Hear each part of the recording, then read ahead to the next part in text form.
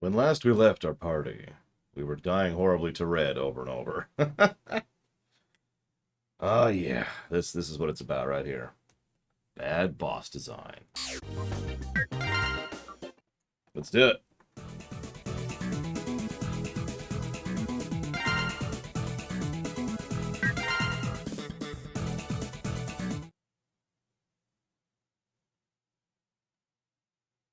Warning! Warning!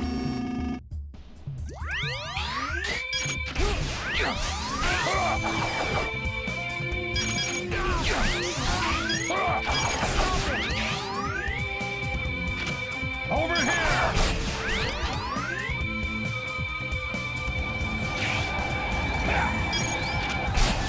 Where are we, and why is this instant death if we fall into it?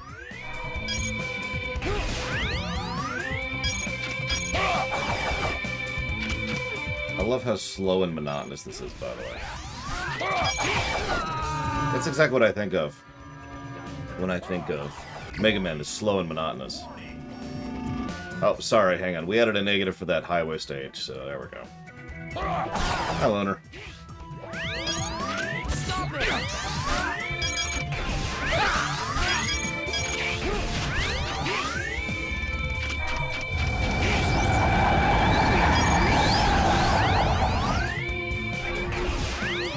I do love how the giant artillery cannon does so little damage to red.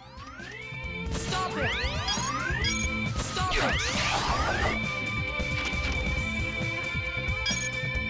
Over here! Good morning, Zach Taft, Ziluk, Cycloud, Loner, Hazardous. What's up? Warning. Over here!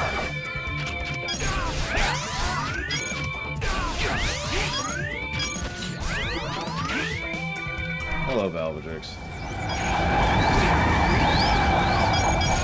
I like the best boss in the game. No, Zach Taft. Warning!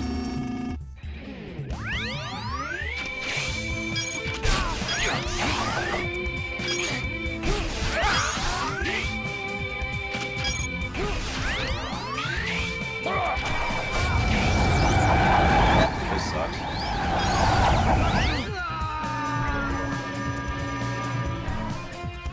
Warning! Warning! Yeah, this boss fight is going to be a minimum of 2 negatives. Between the depth perception problem, the fact that he has attacks that you effectively can't dodge, the fact that there's just a degree of RNG as to whether or not you're going to be able to avoid some of his attacks at all. Just pretty much everything about this fight sucks. The fact that lock-on isn't actually a lock-on. The fact that he hits like a truck, despite everything. The fact that I can accidentally kill myself because I'm trying to maneuver. The fact that G. Cormos is donating to Urquan Masters. All of this is why this game, or excuse me, this boss sucks. Also, I'm playing as X, who has the easiest time platforming by far. Imagine doing this as a melee character, who only has a double jump. Over here! Yeah, let's go get in melee with the guy who hits like a truck. Let's just stand here. Yeah, this is a winning strategy right here. I could easily be argued up to 3 negatives. So like that right there, there's just no avoiding that damage because by the time I was able to actually turn the camera enough to see where the platforms were that were safe, it was too late to actually jump onto them. And dead. Hang on.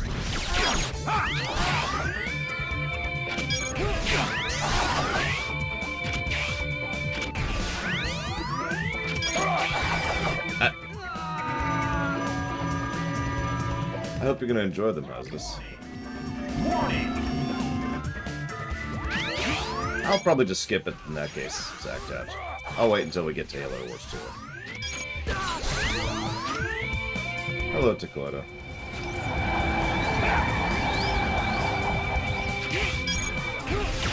It's up to you!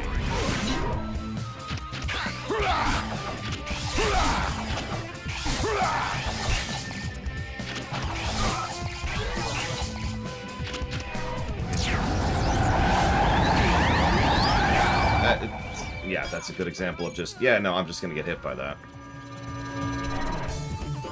Warning. So how many negatives are we feeling for this fight? Real question. I don't know how the hell I ever beat this back in the day. I do remember thinking about this fight when it came to only beating this game once. I do have memories of that.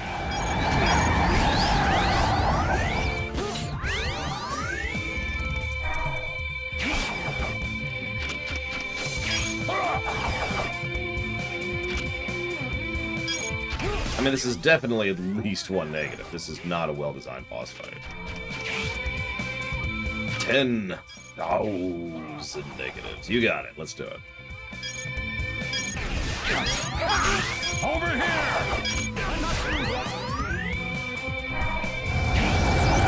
Well, that's death. Good morning, Eitri. Warning. I haven't even gotten him to half health yet. Does anybody know what he's weak to? Try that. Test that a little bit. Yeah, do this without glide. I'll show you what that's like. Over here. This is what that boils down to. Wow, I got hit while they were warping in. That's fun. Over here.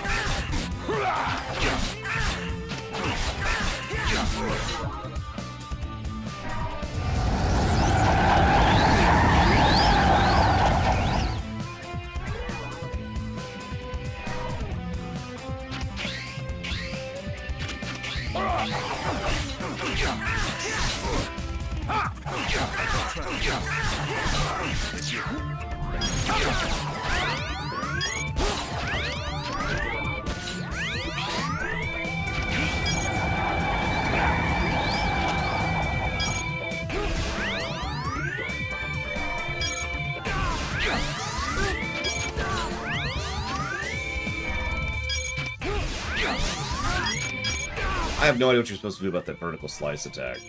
All the other attacks you can at least dodge if you see them coming and are quick enough. The vertical slice attack, you just get hit. It just hits you.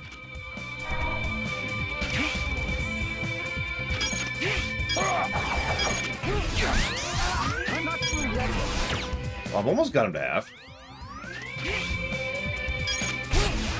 Over here. It's... Warning. Warning.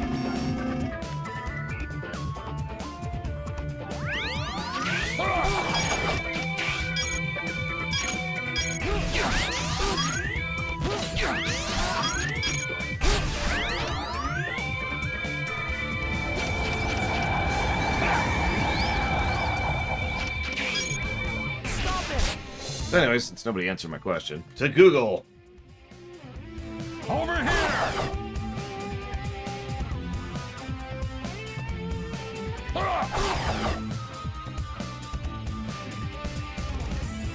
He's weak to, and I quote, explosion.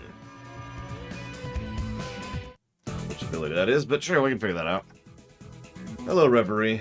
I do hope New Zealand is treating you well today. You sure want to retry? No, I'm not.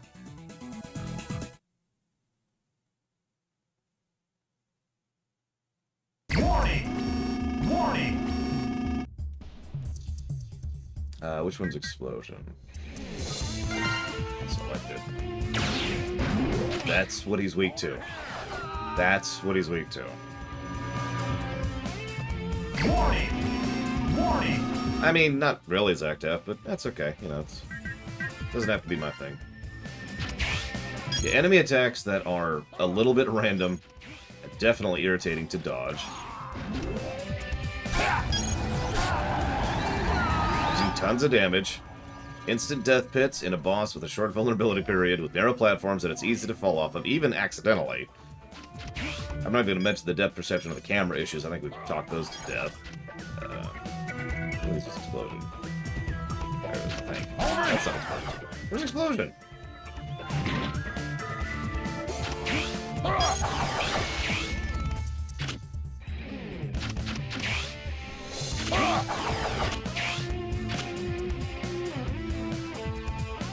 Okay. It is this one. Over here!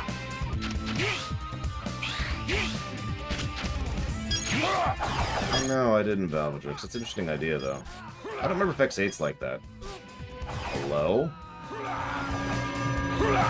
Okay. Ah, well, there you go. Thank you for answering that question, Valvatrix.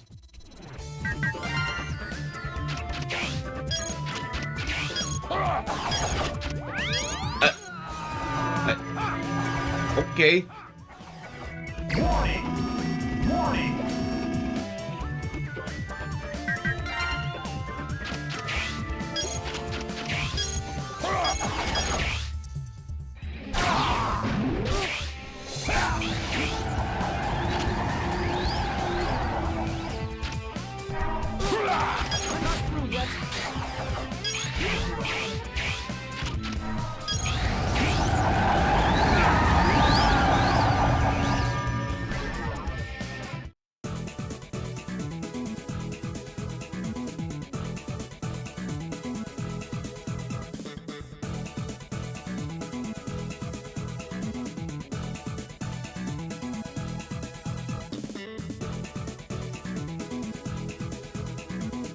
I was looking it up. Apparently you cannot kill his ads, so he just spawns ads and they're invincible.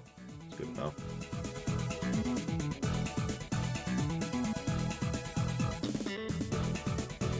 Apparently we're fighting over water, which is what's supposed to be killing us here.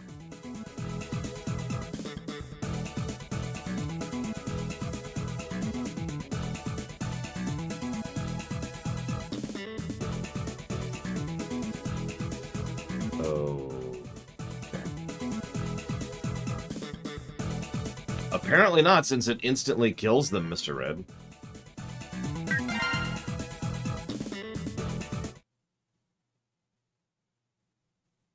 I'm gonna try one more strategy that I just read about. We'll see how that works out. But yeah, that's that. Yeah, so. Over here!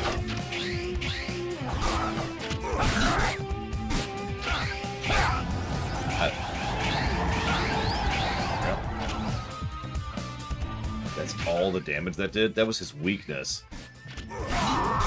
Look at that. That's his weakness that I'm hitting him with.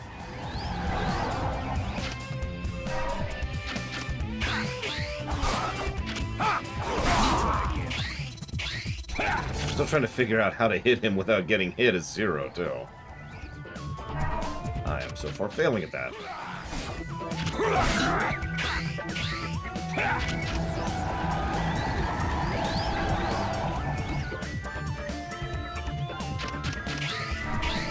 I mean, Ratchet just can't please that guy, you know?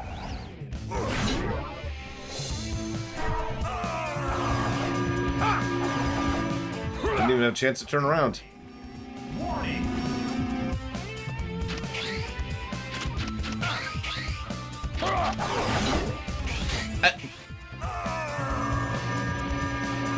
Over here!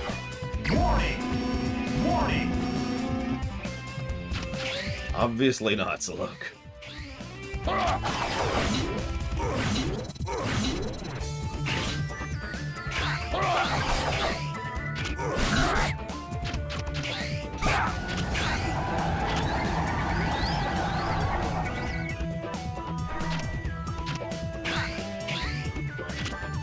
Over here!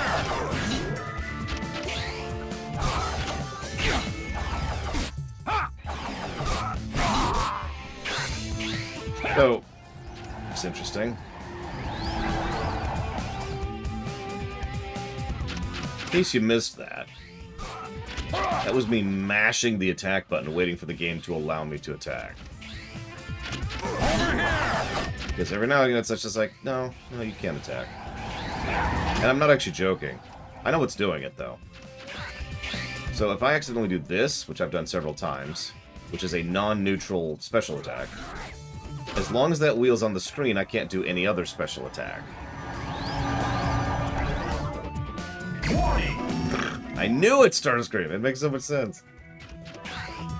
But the thing is, that has to go down and go into the area down below there that we can't actually see before it actually despawns enough to, you know, go away so we can actually do the other attack. So I'm just sitting there mashing the attack, waiting for it to despawn. Over here! I want to stress that I'm hitting him with his weakness. I feel like that's important to note for what's happening on the screen right now. By the way, he's actually invincible during this attack.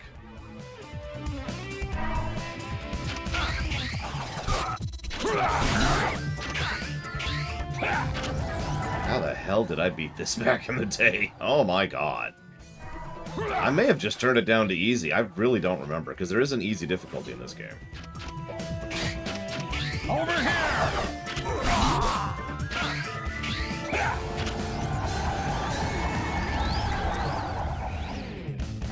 Now, you can tell you hit him with his weakness because it triggers his AI to reset. He goes, ugh, and recoils for a second, like that. And then he does his spin attack, which makes him invincible. And then he teleports away. Good morning, cat. Horse. Warning! Warning! No, Mr. Red. Unless we decide. In which case, yes.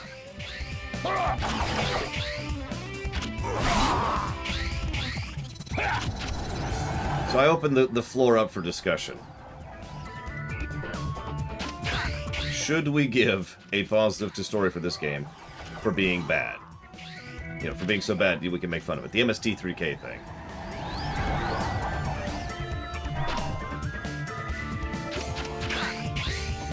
Over here! Should I mention that his hurt box, or whatever it's called, is actually wrong here?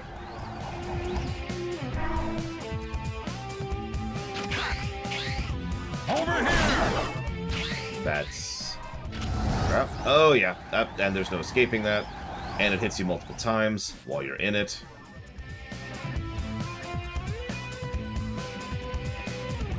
Where is he? I didn't even see him. Oh, there he is, way over here. Over here! Well, I managed to get out a sliver of his health. I think I agree. I think the only way I've been making any real progress here is by using the freaking Buster.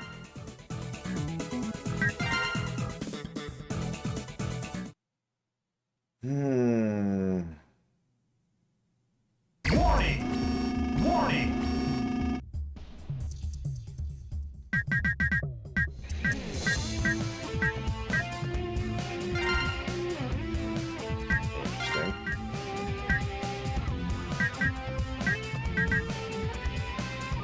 Interesting. Hey, we still have some cutscenes left. I'm okay with waiting a bit before deciding. The problem with playing as X is his fling attack, which I just can't dodge, as previously indicated.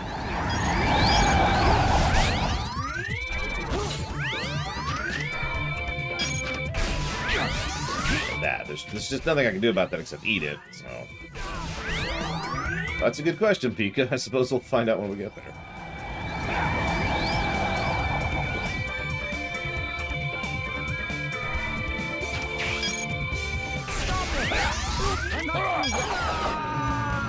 So I did way more damage to him, but I also died a lot quicker.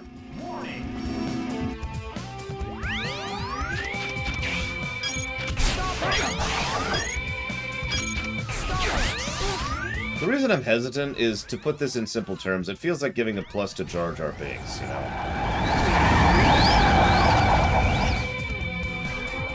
Like, does Jar Jar really deserve that positive?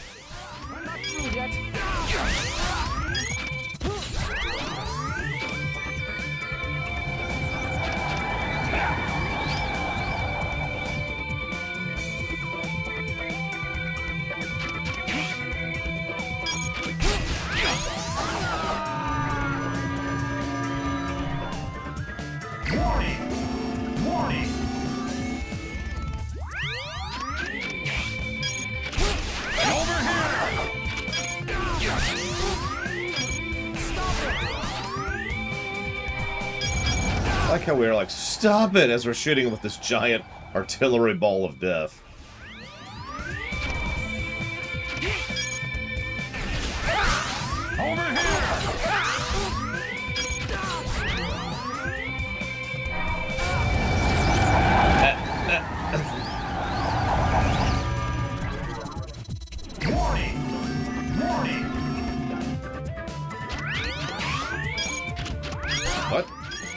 Shoot!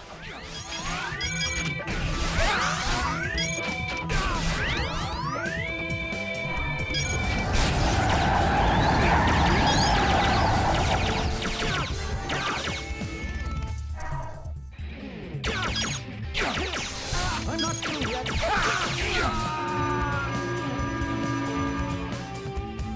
How many negatives are we feeling, by the way? We've already pretty much decided this is going to be 2 negatives. And I do think that this hits every checkbox when it comes to bad boss design. Limited vulnerability. So limited attack window. Huge sections of flat-out invulnerability. Attacks that can't be or are not telegraphed? I don't even know how I did that. Hits too hard, has too little, or takes too little damage. Yeah, I should probably remind everyone that except for the bullcrap donut, I actually beat the donuts without cheating. Just want everyone to remember that for a second.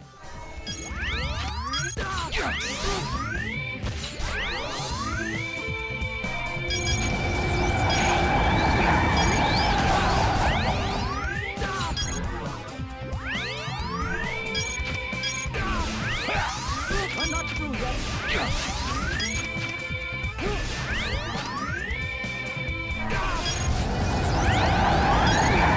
Oh yeah, also, this takes advantage of the fact that the 3D sections suck by virtue of us being too slow to properly react and dodge to his attacks. You pretty much have to already be ready to dodge an attack that you don't even know is coming.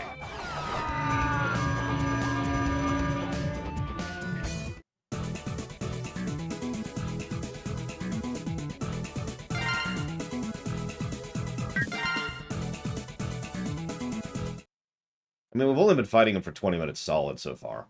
We've gotten him to half health once. Warning! Stop it! Over here! Stop it!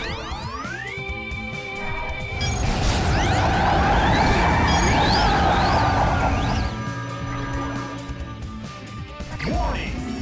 Warning! I mean, this game is literally bugged. In fact, I wonder if I should try and invoke one of the bugs. To do that, I have to switch into 0, though. Let's see if we can force a bug here, shall we?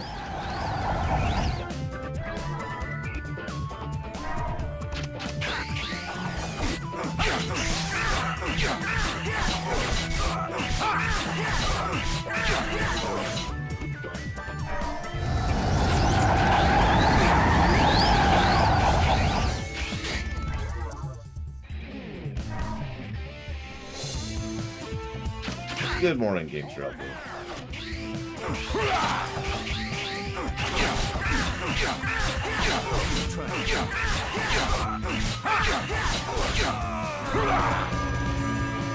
I just think he looked pretty crappy, Zacked Up, that's all.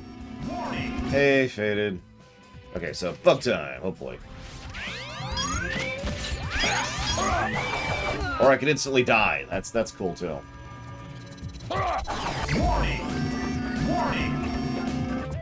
It's up to you.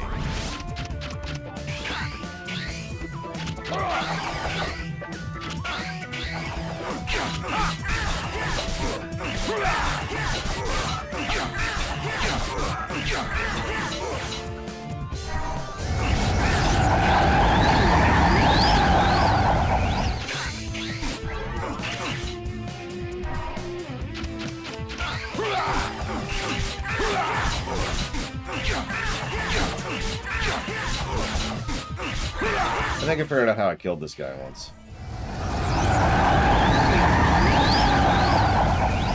Let me see if we can get the bug once, and then we're gonna go do the other strategy. So the game periodically has this thing where when you switch characters, it doesn't switch your stats. I actually mentioned that earlier. So it's possible to, for example, have a fully powered up 0, switch to X, and be playing a fully powered up X. I'm not 100% sure what triggers the bug, other than just switching characters, though. It looks like we didn't get it anyways. Hi, Dream Whisperer. Alright, so we're gonna go to Google again.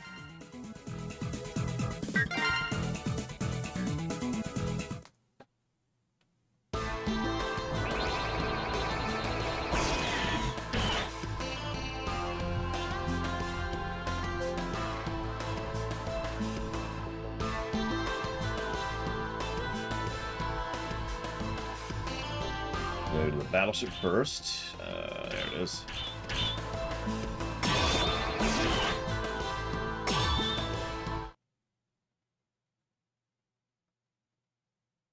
Ready?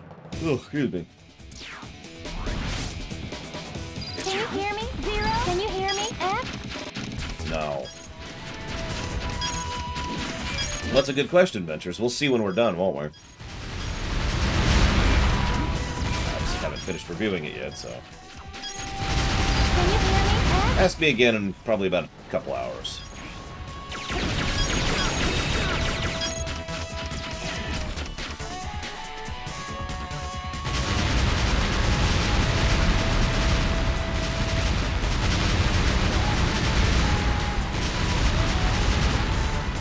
Actually, that's a good point. If we're counting the entirety of the Mega Man franchise, then no, Rock Band Dive is the worst.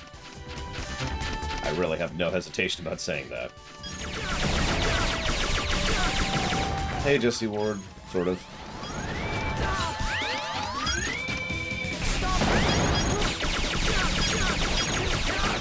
Good morning, Evo.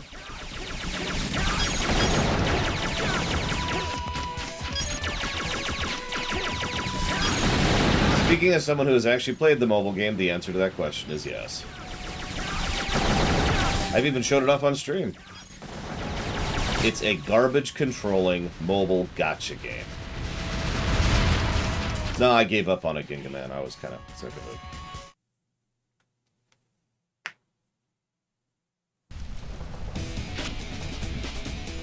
it. Ready? Okay, this should be what I need.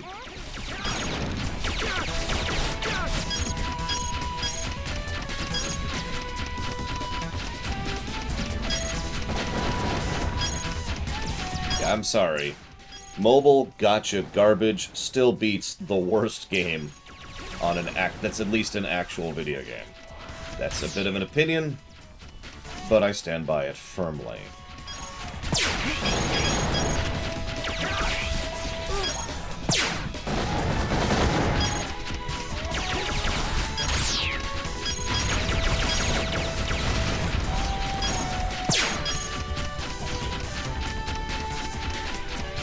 I mean, there's a reason I call it Mobage.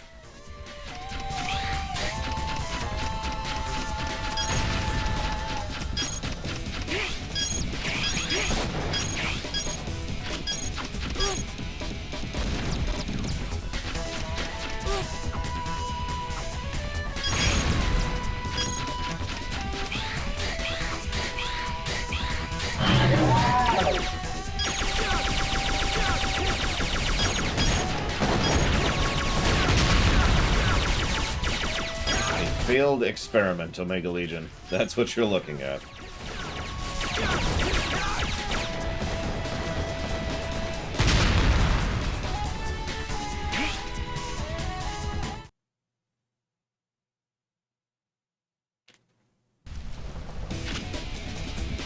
The argument has been made that we got X7 so we could get X8. Because that's usually how that goes. Not sure what I think about that. I got you, Rick.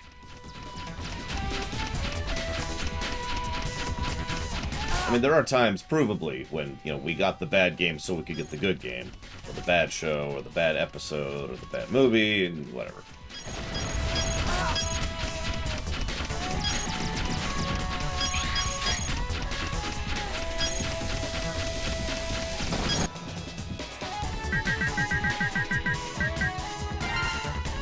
Yeah, I tend to agree that simply putting the franchise into 3D rather than making a 3D Mega Man game was probably the big mistake there.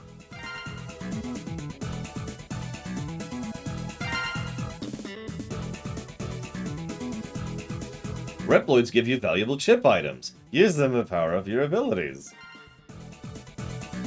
There we go. Half damage. That should help a little bit. Let's try that again. Half damage. That should help a little bit. To explain myself, because I'm probably not explaining myself properly. If you're going to put your game into 3D, then make it a 3D game. Do something with it, right? Actually apply it in some way. This is just, let's throw this onto 3D without actually thinking about the application, you know? So now I need,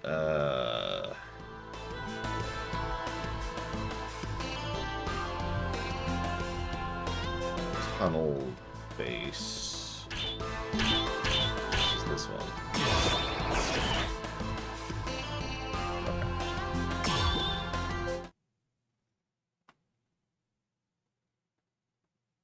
Ready? I doubt it, Venters, to be completely honest. Can you hear me, F?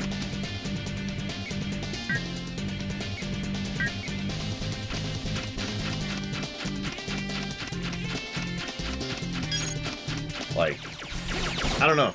I'm not that familiar with the Battle Network series. I didn't like it, so I never really played through it. And I haven't even played the Star Force game, so I have no idea on that front. Oh, I know, Ginga Man. By the way, I was doing some behind-the-scenes stuff, research on this game, on this franchise, excuse me. If you want to hear something really messed up? You remember how in X6 some of the attacks are literally broken? And the dialogue is busted? And the voice acting is bad or non-existent, excuse me? Remember all that, right? Just the reason I bring all that up is because they actually, when they were making the collection we were playing, the intent was to go ahead and actually fix all that. Add in English voice acting, fix the localization, and repair several bugs in the game. You're probably thinking, well, why didn't they? Ready? You ready for this? Because this is hysterical. Can you hear me, The F? reason they didn't was because at this point in time, they were still working on the Maverick Hunter X series, Can you hear me, F? and the intention in the office was to keep going with the Maverick Hunter X series until X6. So it was determined that it was a waste of time and resources to fix a game that they didn't need to fix because they were already doing a remake of it. On the off chance you're not familiar with the franchise to understand why that's terrible, the Maverick Hunter X series was cancelled.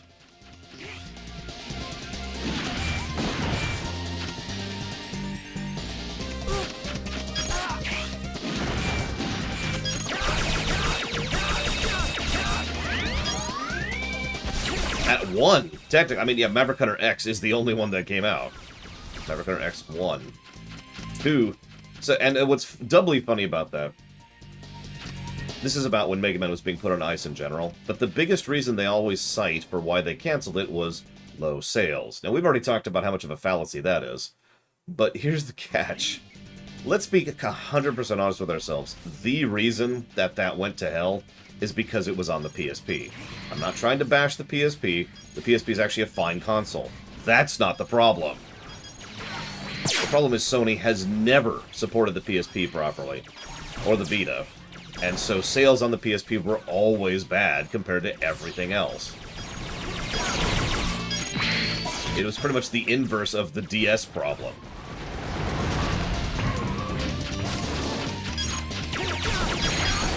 Now, whether Maverick Hunter X is a good game or not, I'm actually unprepared to talk about because, honestly, I don't remember.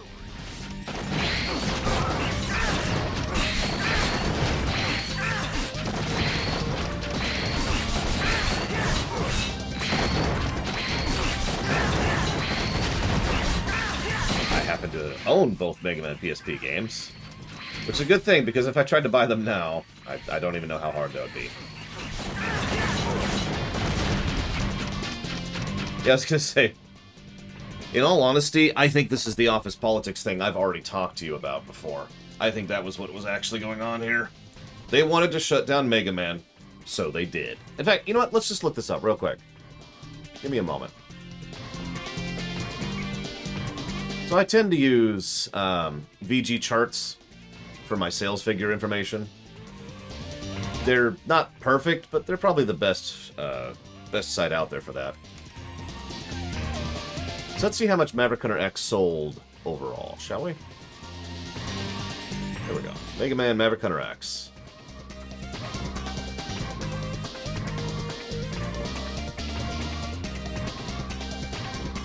Total sales. 310,000 units, which is actually pretty good.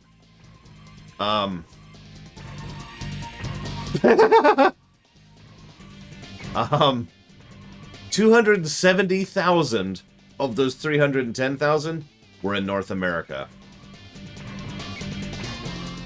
Which probably says everything it needs to. And for those of you who haven't been paying attention, the Mega Man series sales had been floundering in Japan pretty much since X4. And repeatedly they've been citing those flagging sales as a reason to keep pulling back on the franchise.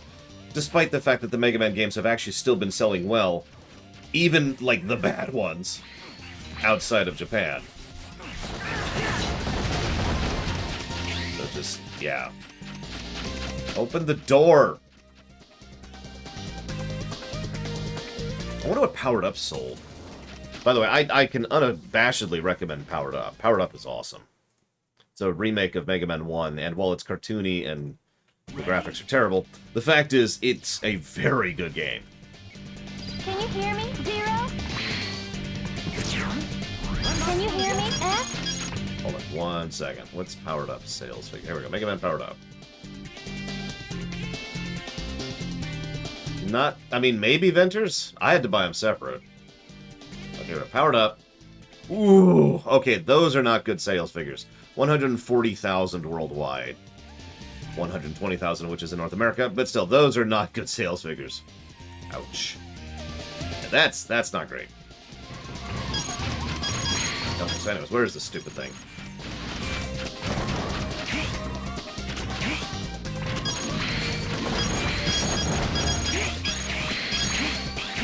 There's that. I wanted. I'll take it. Whoops.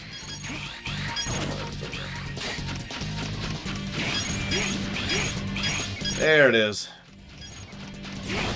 Yeah, like I said, the visuals of Powered Up honestly kind of suck. It's a shame, though, because, again, from a gameplay perspective, it really was legit.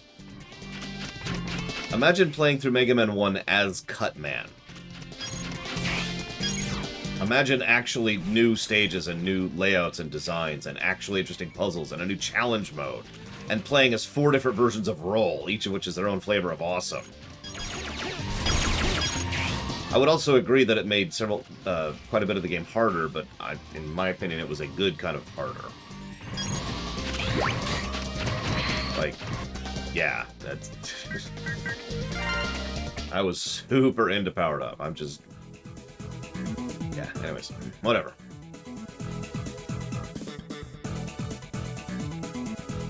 If it's not obvious what we're doing, we are leveling up, by the way. It's the Mega Man equivalent of leveling up. We rescued Dwayne! And Eric. And yeah, Roll got a bajillion DLC costumes, which I don't even know what the hell that was all about. I don't know. Don't ask me.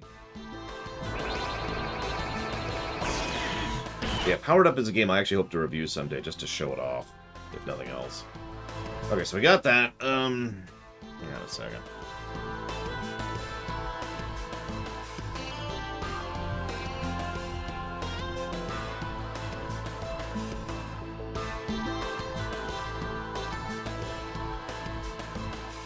Okay. How well did Mega Man 11 sell? That's actually a good question. One moment.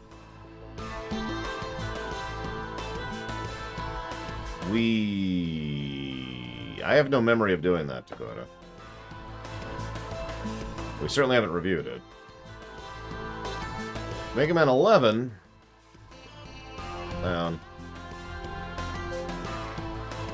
sold 1.3 million units. Physical only, actually. Apparently that's not counting digital sales. So, yeah, anyways. Yeah, 11 also happens to be a damn good Mega Man game. It is a typical Mega Man game. It's its biggest flaw, but it is still a good Mega Man game. It might actually review as one of our highest classics. Alright, so hang on. Did we already get that? I feel like we already got that. Well, let's try it anyway. Stone Kong. Yeah, no kidding, Cycloud. Like, I know Capcom's been kind of taking it the down low and trying to do the opposite of what they did in this period of time. If you're not familiar with it, one of the things Capcom was doing at this period of time was just releasing just wave after wave after wave after wave after wave after wave of games. Like, nowhere is this more obvious than if you look at their Street Fighter series and just see the minuscule period of time in between releases. Often less than a year between one Street Fighter game and the next one. Anyways, I bring that up specifically to mention the idea that, near as I can tell, Capcom's been trying to do the opposite ever since then, and just release a game every now and again. As for how many Mega Mans as there are, I assume you mean the games and not the individuals, because the individuals, that's going to take some time to count up. Oh, I know, Cycloud. A Mega Man X game with the polish of Mega Man 11, even if... No, Maverick, come... Okay, whatever. Even if it was just a typical X game, I would buy the ever-living crap out of that, and probably enjoy the hell out of it, too. But this brings me to, I think it was Venter's question, which Mega Man franchise would I want to see continue the most? That's an interesting question.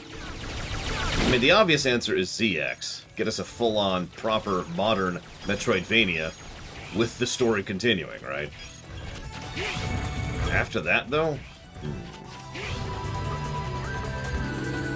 I don't know. See, that's just kind of depressing. Am I really that boring, Maverick? The only reason to be here is because it's all that's left. The land of the outcasts. I don't know why I said that like that. Yep, no, it's right before the boss room. I got some time.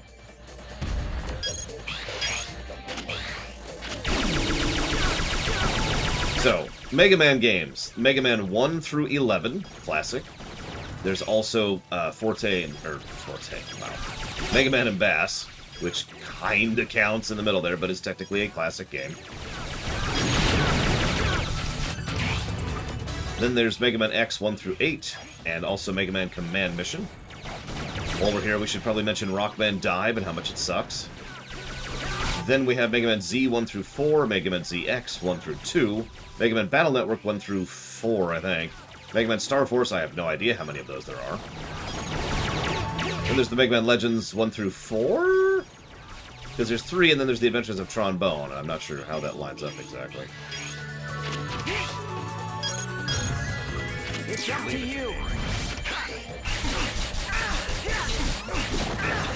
Kiji Inafune was on his way out at this point, Mr. Red. In fact, I believe he was actually either officially leaving the company or had left the company as of this point in time. Shoot. Okay.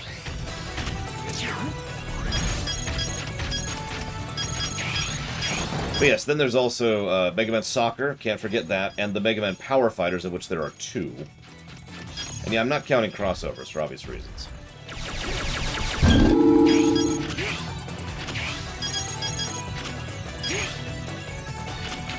That's a good question, Pika. Probably this game, but I don't know. I've never reviewed Mighty Number 9.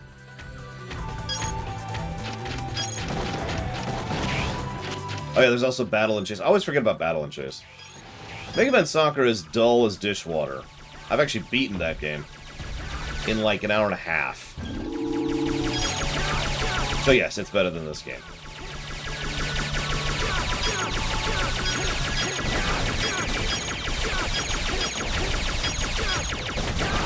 I think I missed the item. That's a long question, Anarcho. That's... Could you explain to me the entirety of the Lord of the Rings? Well, you see, in the beginning, there was this dude named Tolkien, and he was like, you know what? Britain doesn't have a mythos. We should make a mythos for Britain. And then, that way, people can argue about it for decades to come. And he knew! Tolkien knew! Thank you, Gamester. Very much. I'll put that towards Shantae 1. Give me a moment here. So I apparently missed it.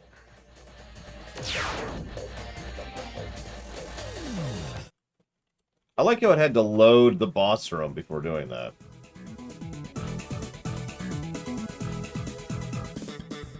Am I just missing? Hang on, let's just pull up a YouTube video. Hang on.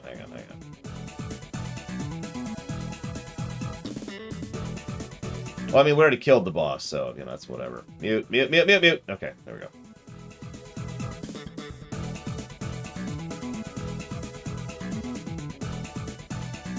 Okay, yeah, we missed it. That's actually irritating. Either that or we already have it?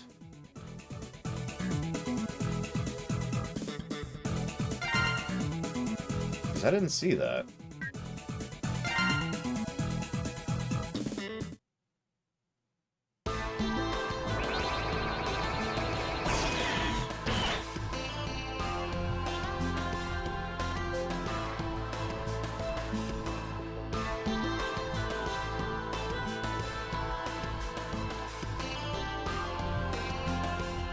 Yeah, we got that.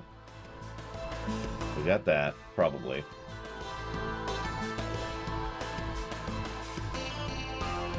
We definitely got that one.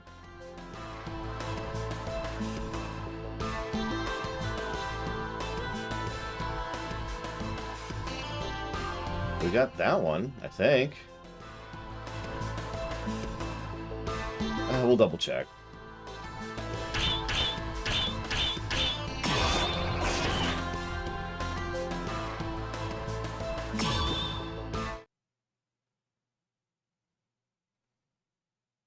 Yeah, it's always quietly irritated me that Spider-Man is correctly, like the correct spelling of Spider-Man is Spider-Man, with both being capital.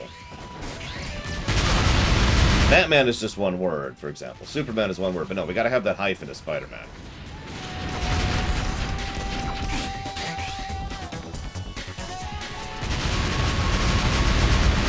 Yes, Spider-Man, exactly.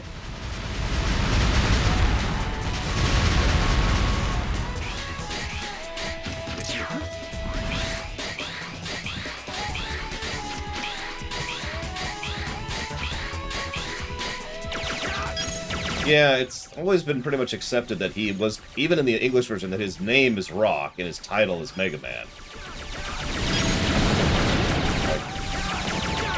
And that's kind of how I've been thinking about it for years at this point myself.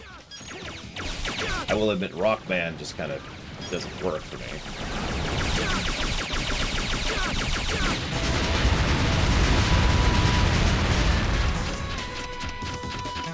2003, I think, Axelber? It's a PS2 title.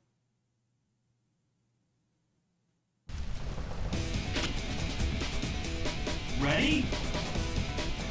Can you hear me, Ash?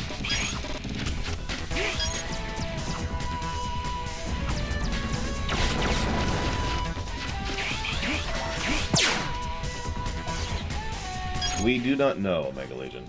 The presumption has always been that Rock was turned into X in some manner or another.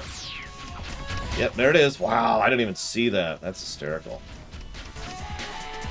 Alright, whatever. We got both E-Tanks.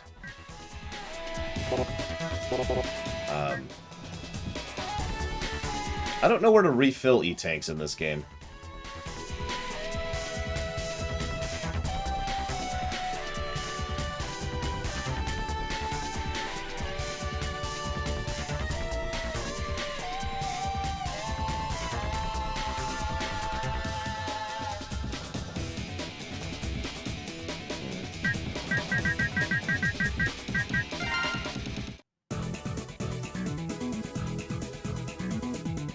Yeah, the zero-killed Rock theory is actually a pretty popular one.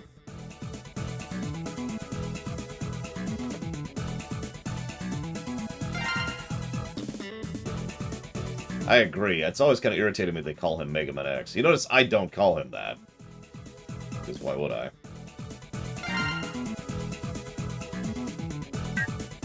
That's ignoring the whole obsession with the term Mega Man in ZX2.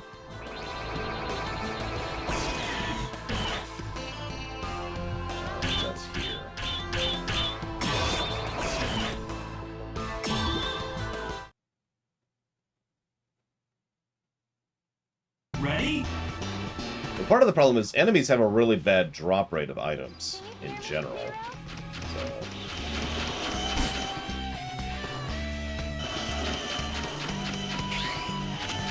Although you'd be forgiven for not even noticing, given how the game doesn't have sound design.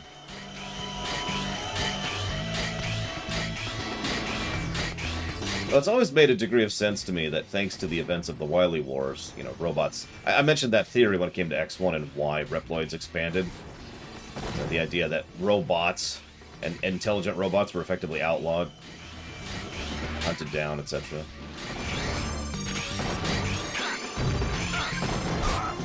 Well, it's not funded yet, Anarcho, so I have no idea when it's going to happen.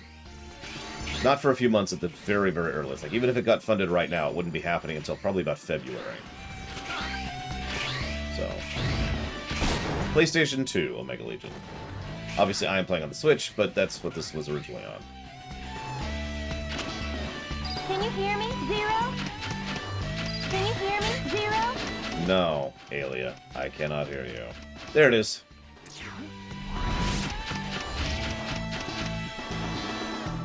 Wow, that actually filled both E-Tanks to full. Holy crap. That trick actually worked. I'm not even going to complain about that.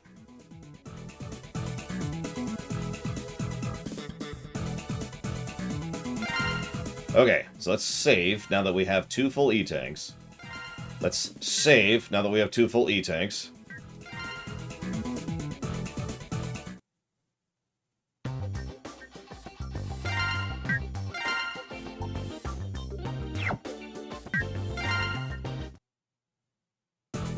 I mean, I hope so, Anarcho. Considering that, you know, they showed the whole floating islands thing. And the vertical grapple thing. Okay, let's try red again. We're going to make a few more honest attempts at this with full E-Tanks and a slightly more powered up X. If we fail at it, what the hell ever. Honestly.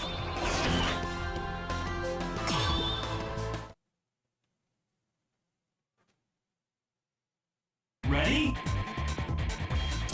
Still my second favorite song of the game.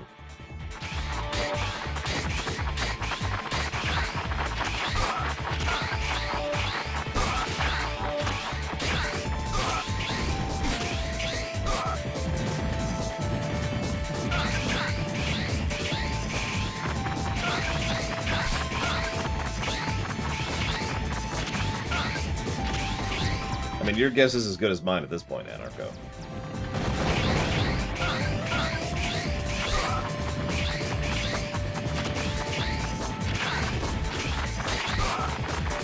I mean, if we're calling Mega Man a title, then yeah, sure, it makes sense that X is called Mega Man. I just don't think that should be part of his name, which is exactly how they approach it.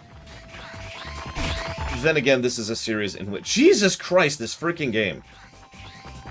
The way you lose momentum on those jumps is just so stupid. Anyways, this is a series in which there's actually someone whose name is Colonel, and someone whose name is General, so what the hell do I know?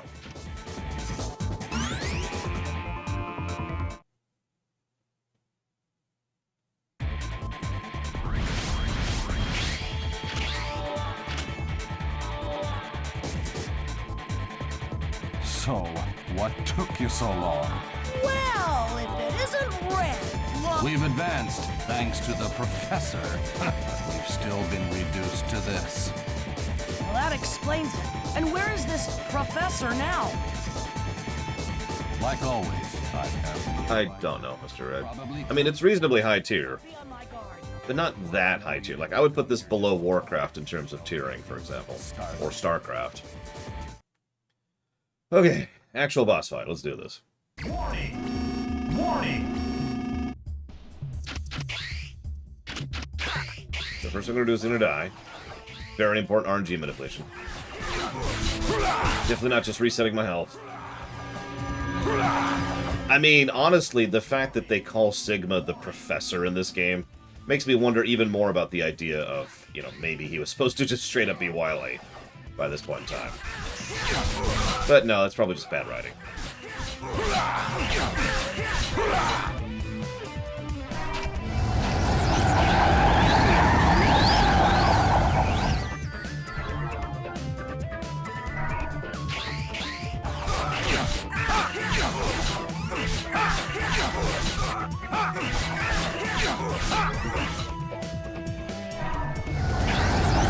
Damn it.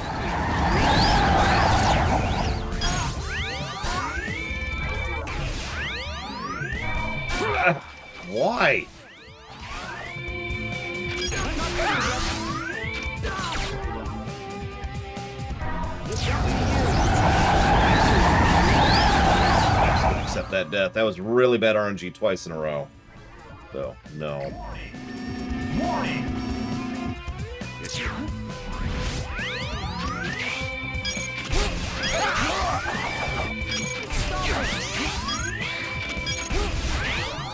It's up to you. Yeah, I feel like that. I know I tend to talk a lot about down-to-earth storytelling, but I feel like there's a lot of potential in an everyday kind of a story set in the Mega Man X setting. Just from the perspective of a normal Reploid, you know? What's your special powers? Well, I'm mechanical. What's your special powers? I require maintenance every other week.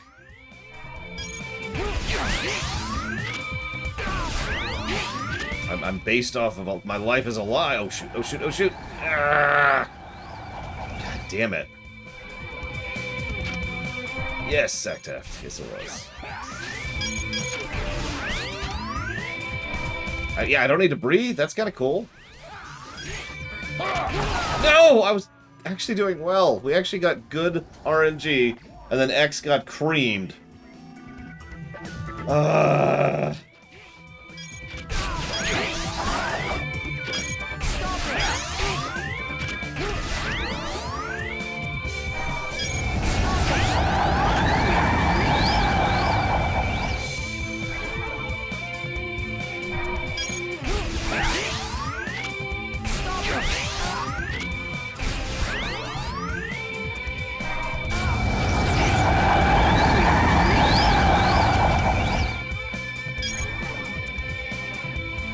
God damn it. Over here! It's up to you. Come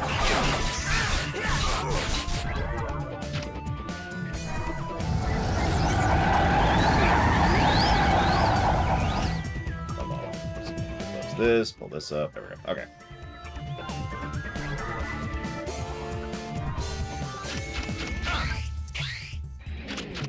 You know, I've been asked that question 3 times today. PlayStation 2. This is a PlayStation 2 game.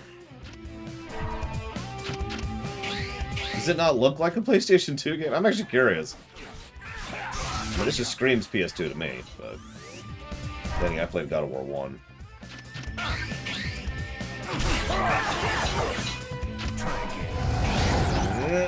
Ugh, that was so close. Well, we've got him to half. Let's go ahead and blow an E-Tank. Ah! Immediately lose it.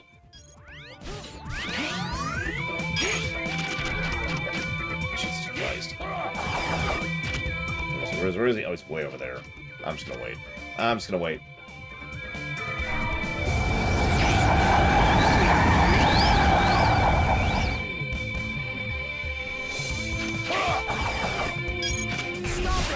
I mean, I'll admit, I couldn't tell you the difference between a GameCube game and a PS2 game just from vision, right? Like, just from looking at it. Except that the PS2 game would have more CGI pre-rendered cutscenes. Because bigger disc.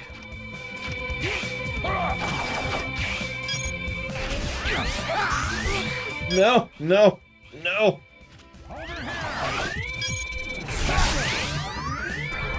I'm having really bad RNG now.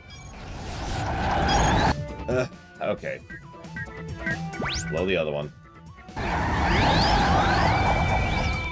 On the edge in case he warps on her face. No idea where he is. Okay.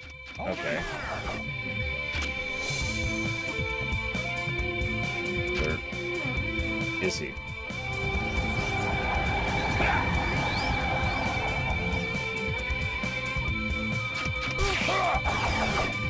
I want to stress that we've been having decent luck, but based on nothing more than RNG, we haven't been able to hit him. For almost 2 minutes solid there, until I hit him just now. And he's been hitting me a bunch, because RNG.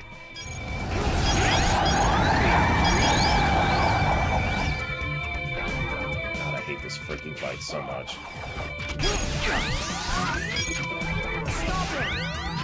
Over here! Stop it!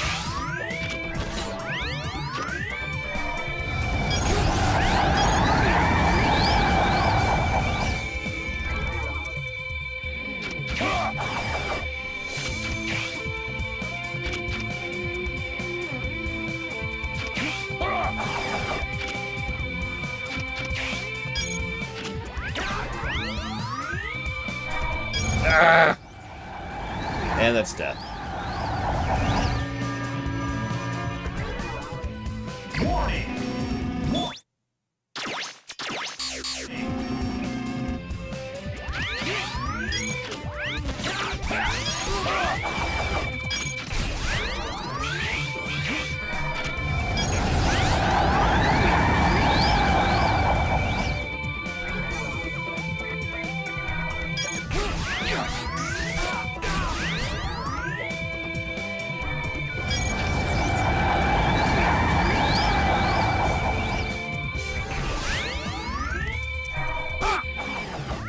It's up to you. You know, it probably says something that I think that we're doing the amount of damage we should be doing when we turn on easy mode. Make of that what you will. It's up to you.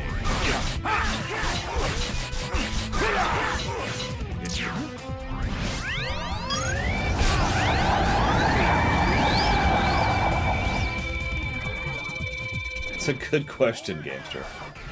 I mean, they're both pretty terrible. It's up to you. Inches amongst miles, Gamester LP. Inches amongst miles.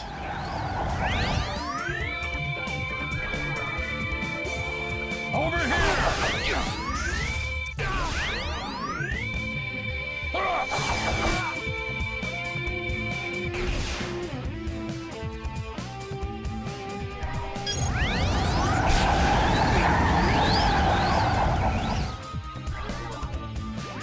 It's up to you.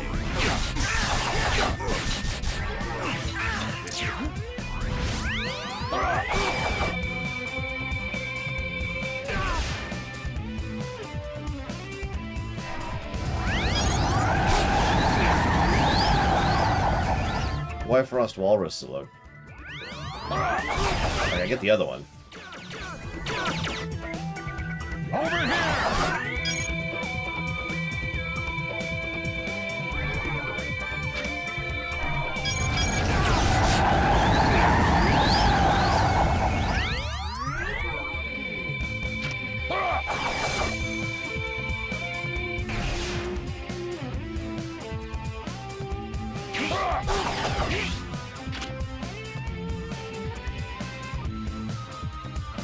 It's up to you.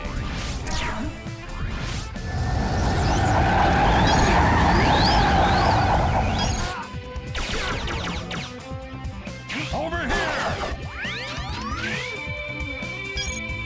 Stop it.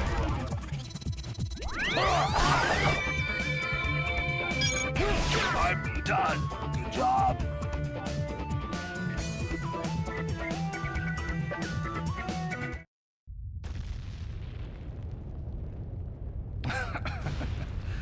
You've really grown up, Axel. You hear that? This place is done for. I set it to self-destruct. in case of an emergency. No! Red, you're coming with us! Come on! You can still make it! Stop it. Hurry up, or we'll be buried here too. Axel, he's right. It's my time. Let me go first. You're still young. No need to rush. Red! What? Why do we give a damn about this? Ready?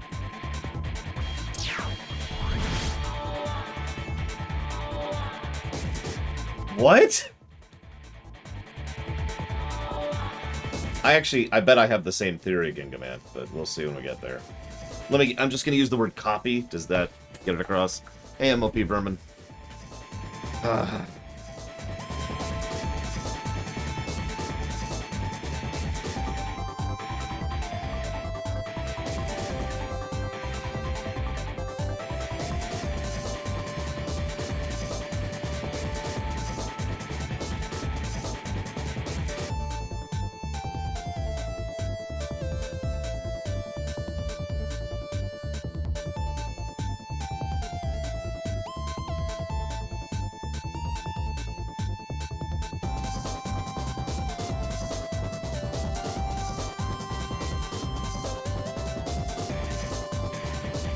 Anyways, a bare minimum of 2 negatives for that fight. Just bare minimum. Okay, well, I'll shush then, Giga Man. So, allow me to be blunt. Even with good voice acting, I don't think that cutscene we just saw would be salvaged. Really put this into perspective. We're going to kill a whole bunch of people, and we've been giving in to evil bit by bit. And I'm only not okay with it because of some stupid things. And oh my god, all my pals are all gone. But that's okay, I'll kill you, and I'm a horrible boss fight. But now I sacrifice myself for no reason. He sets the self-destruct for no reason. He stays behind to die for no reason. And Red is really upset about... excuse me. Axel is really upset about it, despite absolutely no justification or build-up for why Red or Axel would give a damn about each other. So even if that was brilliantly acted, I don't think that's going to salvage that, so that's a bad scene. I don't know, Gamester LP. I really don't know. Because it's such a thing, right? How many bad games have great soundtracks? It's not a small number.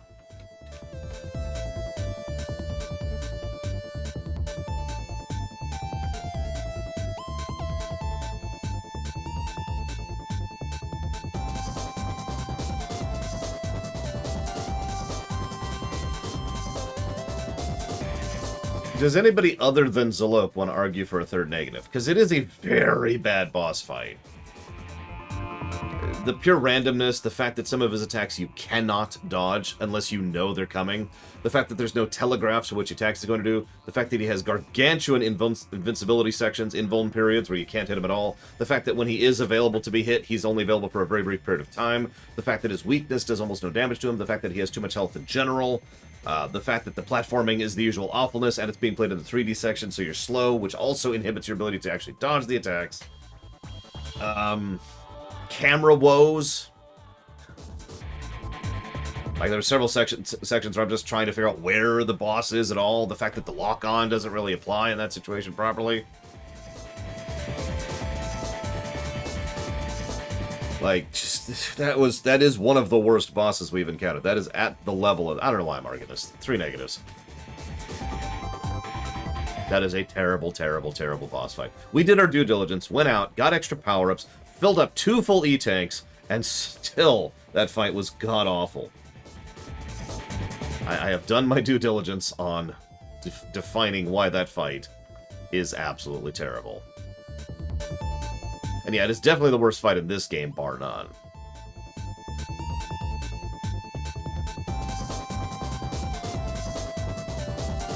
Just, oh, God.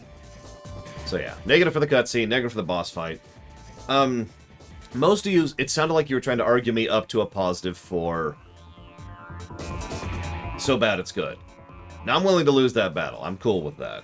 So we're just gonna go ahead and give a story positive for so bad it's good.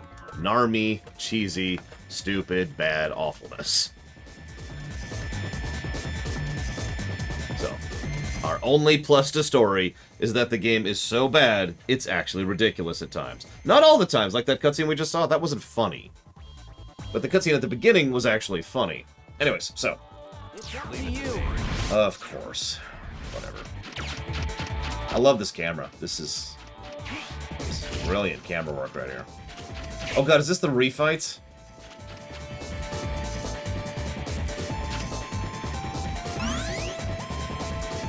Listen, Blue Alex. It'll take what it can get. Ready? Pause. Thank you, Paranoid Android, very much for the sub. Always appreciate. Thank you. Give me a moment here. Oh, and that's the 2-year club. Oh, you're awesome, Paranoid. Thank you again for 2 years of support. Very, very much appreciate. And welcome to the 2-year club. And we're putting that anniversary sub towards Alpha Centauri. Is there a lore reason everyone is terrible lore? Well, it's actually my fault, because I'm the one who named myself lore, and then as a consequence, as I've been manipulating and, excuse me, helping human history across the centuries and millennia, people just keep associating my name with lore, and, well, here we are.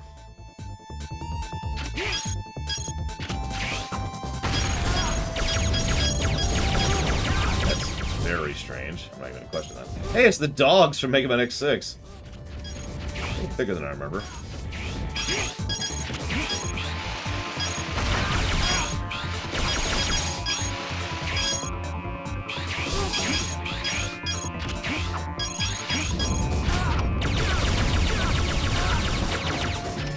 Oh yeah, speaking of X games that have a justification for there being a refights, X8. That's all I'm going to say about that. Okay, that's much farther than I thought it was.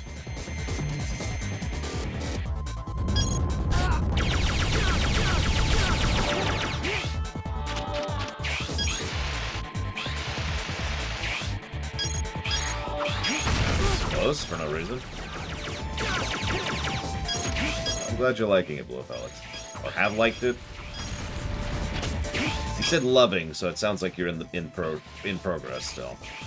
I was actually kind of worried about analyzing that one because it's the Transformers the movie, right? Like, there's what can you say about it? But there was actually a lot to dig into, relatively speaking. Ready?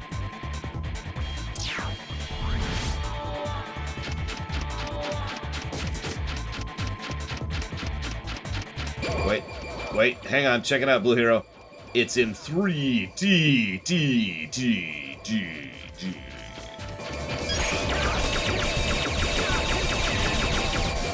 The biggest thing that struck me going back through with analysis mode was how good the first, like, 20-30 minutes were.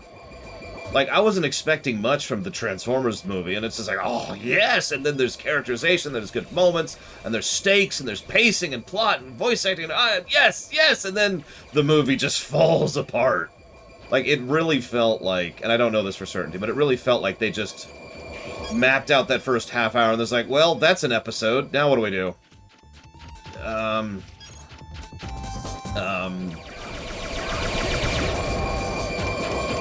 we got the rest of the movie. Oh yeah, by the way, these are the knockdown weapons. Over bottomless pits, because, you know, why wouldn't they be? You know what, hang on, it's actually better to do that. There we go. I'm just gonna take those iframes, because it's better than being knockbacked. Pretty much, Blue Felix, yeah. It's more like 3 scenes after the Optimus scene, but yes, Ready? that's just splitting hairs.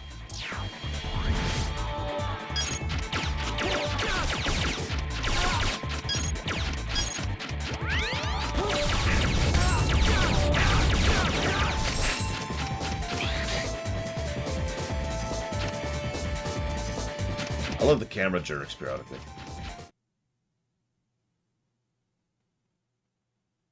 Ready? I don't think Sigma would say that, Zacteft, admittedly, but it's a good sentiment, you know. We'll be fighting Mr. Clean soon enough.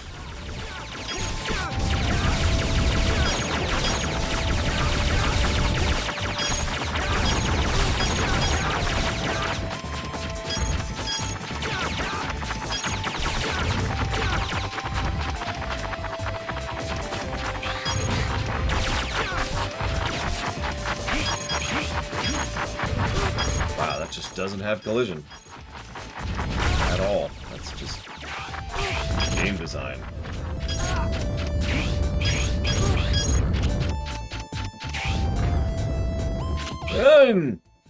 Oh, thankfully we still have easy mode on, because I stopped caring about this game. I wanted to give Red one honest-to-goodness attempt, and I did. In fact, I gave him about 30 minutes worth of honest-goodness worth attempts. I think I've done my due diligence on that part.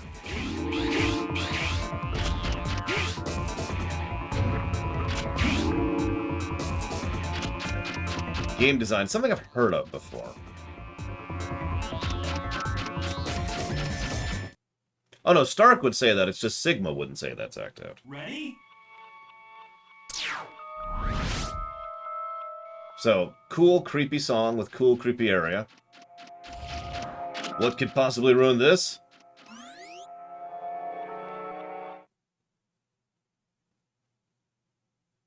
Long load screens in between each refight. And they're just, it's just, yeah.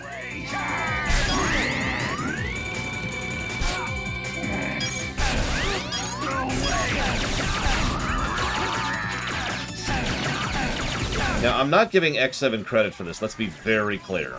But... Punk. But I should probably mention, in the interest of fairness, that with the advantage of the retcon of X8, this could be made to make sense. Although I don't think the new style Reploids are actually out by this point in time. So make that what you will.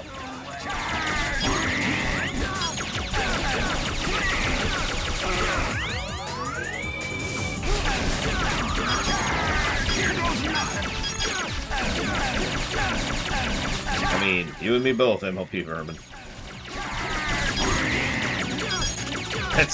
That's a good point, pull up, Alex. If it's a bad fight, you have to refight.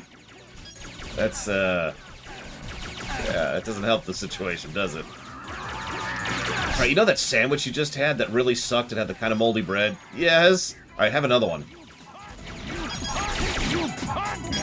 You punk.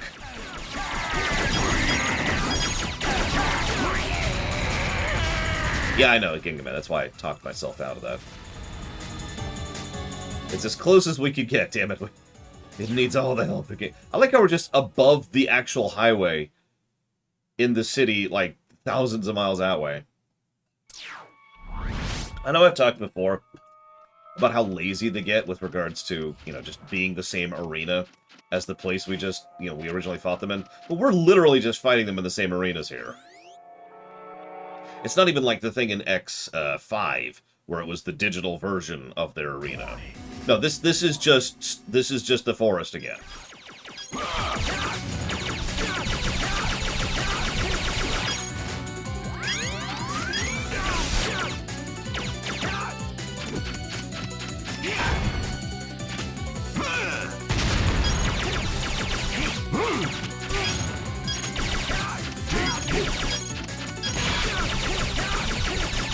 That's true, there is a slight purplish, pinkish color filter over the area. So it's slightly different. You are technically correct. The worst kind of correct.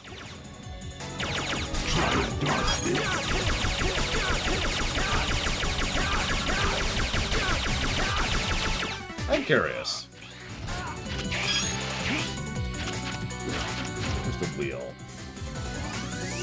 Oh, there it was. So this is a 2D plane, right? So if I shoot that... Oh wow, it actually tracks to the 2D-ness of it. Check it out, it actually turns. I'm a little surprised by that. I figured it wouldn't because this game is terrible.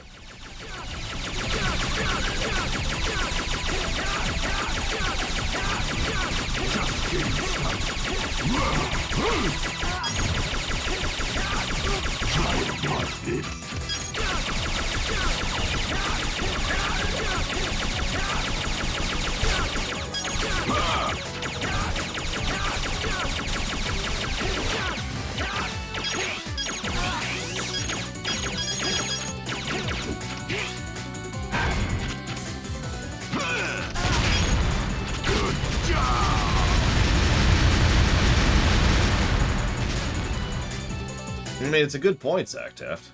Would you rather drive or fly?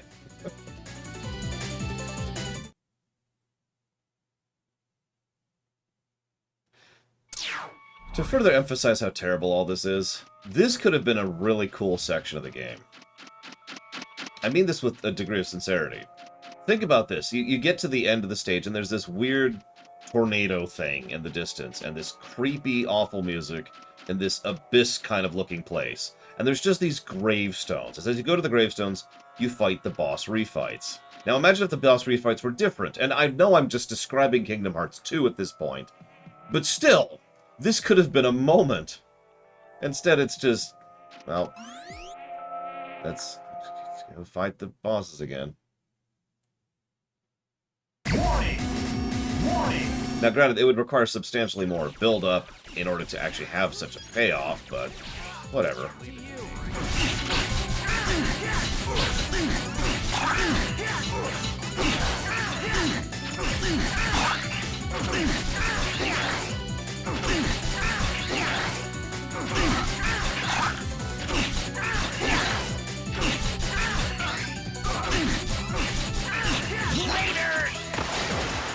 And you maybe have them, you know, screaming as you're fighting them. And, ah, the pain, the pain.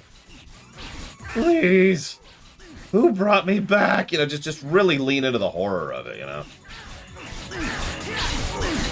I mean, it's not even on the list, Blue Hero. So. Yeah. Meanwhile, there's just an ocean with a battleship in Sigma's base. Just what? I've already given the boss refight negative. It's kind of a gimme at this point, but I want to make sure, because, you know. Nope, I have not, because I usually wait until we're there just to see if it's actually negative worthy. And here we are. Oh yeah, how many of you missed out on Flame Heinyard last time?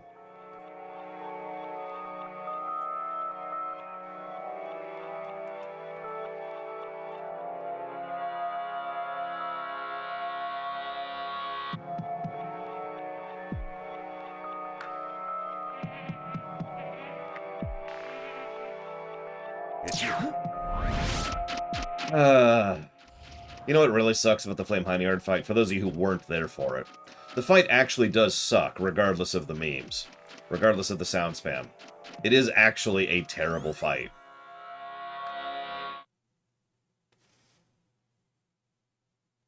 Warning! But first we have to go around and around.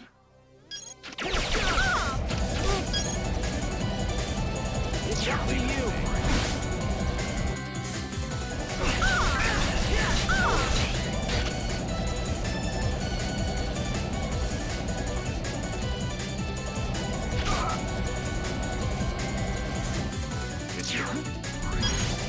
Why do I still have this equipped? I love how you have to stop dead to switch weapons, by the way. Isn't that just wonderful control design?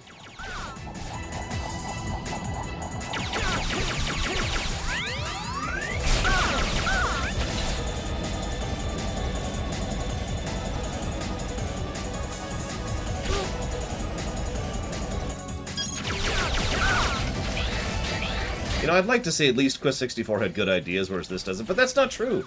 X7 had good ideas.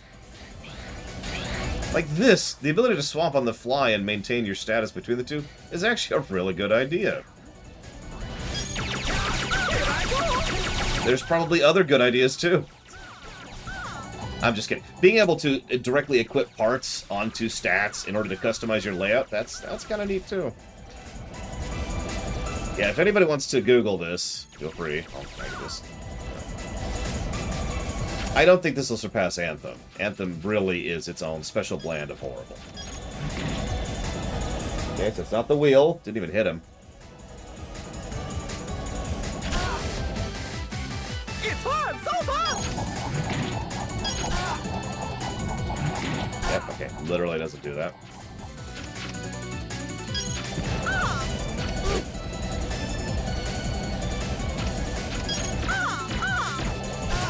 Nope, again. Oh, actually, that was doing some decent damage.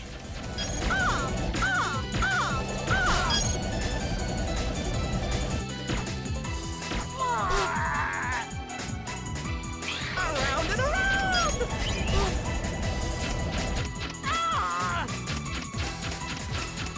Found it. It's Stone Kong. It's fun to sing, yeah? As usual, bosses get gigantic iframes when being hit by their weakness. Mickey Mouse was always our enemy, Dark Monster. Is this even doing damage to him?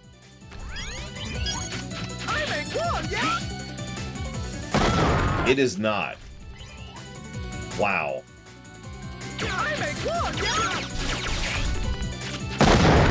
Okay.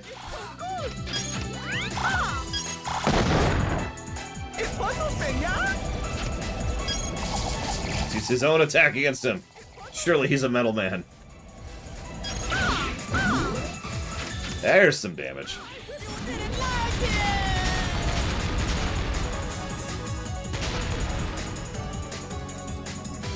No, that was kind of exactly my point, Blow Up Alex, is that Quest 64 did have some decent ideas. And I was going to say that X7 doesn't, but X7 does actually have, like, 2 decent ideas to it.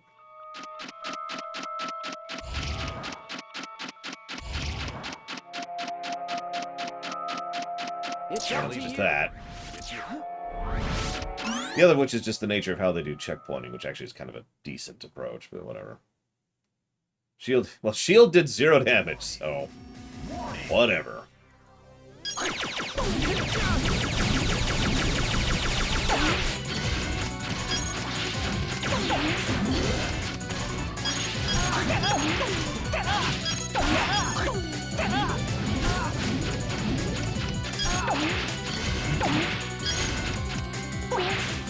God, the wheel is just the worst weapon in this game. I mean, I know there's always one worst weapon in the game, but the wheel is just terrible.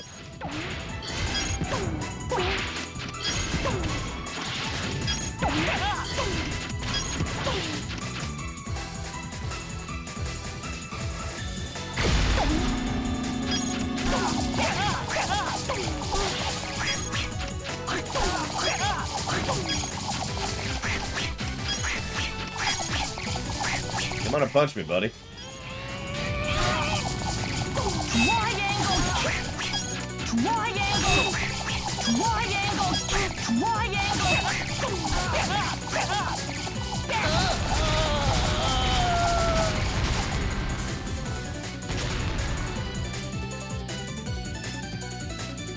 I think so.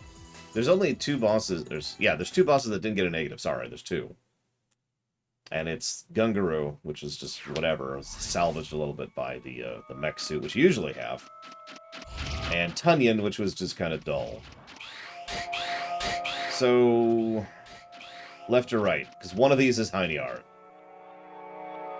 Left or right?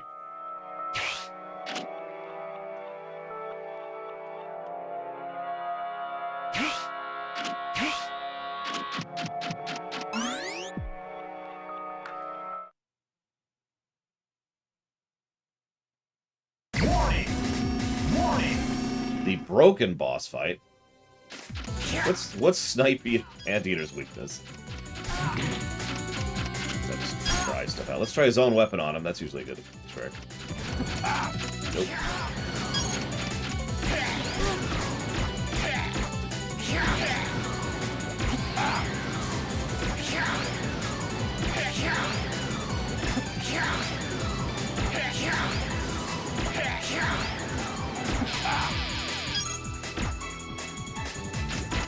Wheel? Really? Army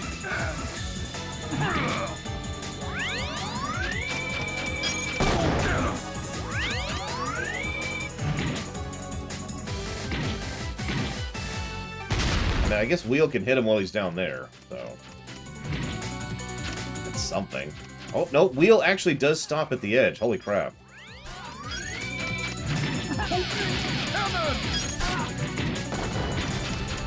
That is not a lot of damage.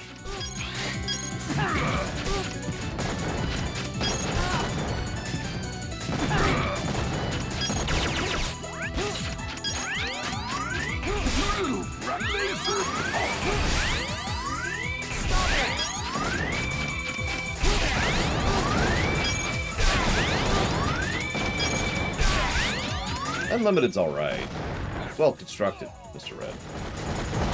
You know my favorite thing about the X-Buster in this one? you probably don't even notice. What it does is it shoots the big shot and then 3 very little shots right after it. Now, if you don't understand why that's stupid, whatever you hit with the big shot is either dead or has iframes from being hit by the big shot. And then the little shots go out, and guess what they do? I mean, not literally facepalming Zacta, but yeah. So, let's just get this out of the way.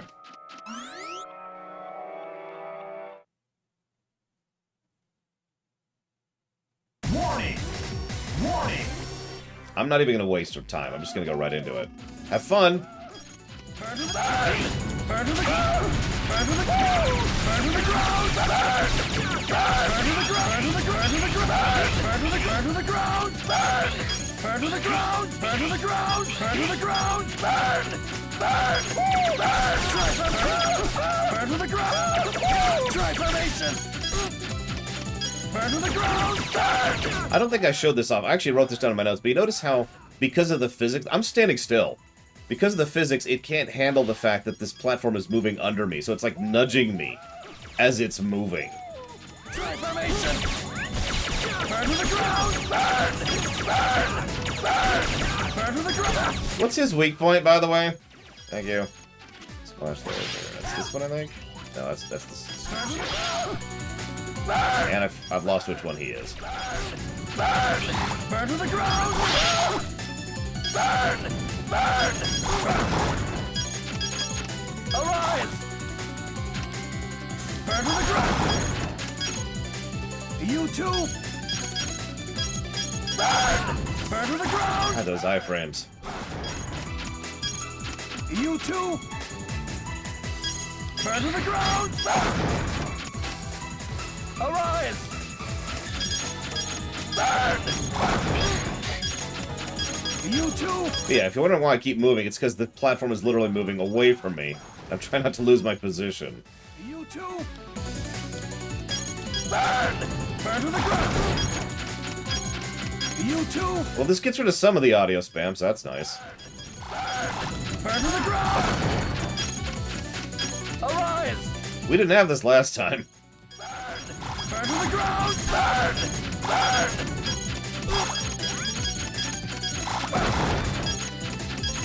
You too!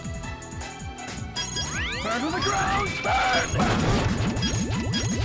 Arise! Burn Well, to the ground! I hope you enjoyed that, because that's all we got for that. Burn to the transformation! By the way, this is another reason why the slow movement of the 3D section sucks. When the platform's moving under you, your full speed is barely enough to actually stay ahead of the damn thing. Burn to the ground! Transformation! Burn to the ground! Burn to the ground!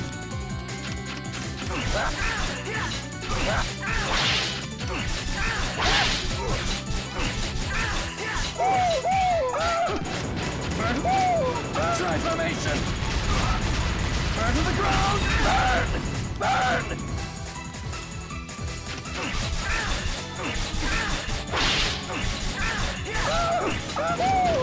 Burn! Transformation! Burn! Burn to the ground! Burn!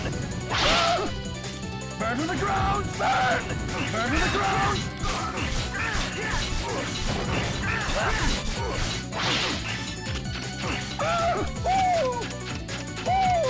Transformation!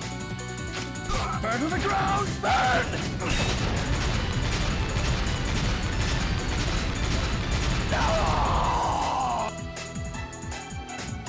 Sigma also has a giant sea of lava in his base. I mean, who doesn't?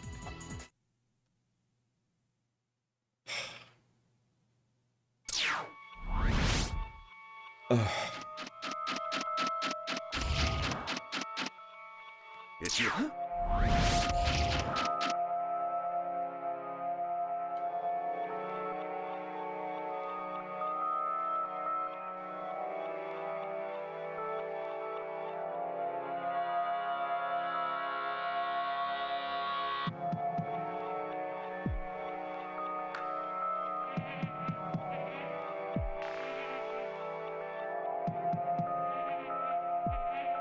At some point, all Minecraft levels turn into lava.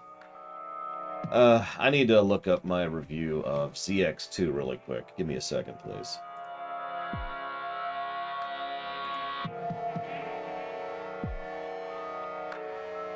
See, that makes even less sense, Hardboiled One.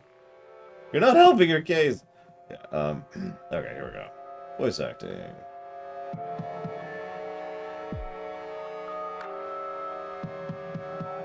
Okay. 2 negatives to voice acting. And since it's literally the same voice director and the same voice actors, I'd say that's appropriate. So we're just going to jot down that additional negative to story for voice acting. Okay. Moving on.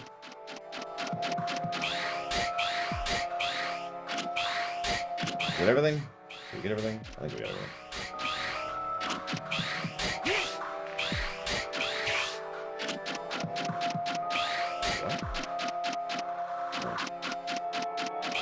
I mean, these are some of the worst bosses ever, so by default, these would be some of the worst boss refights ever. That's how that works.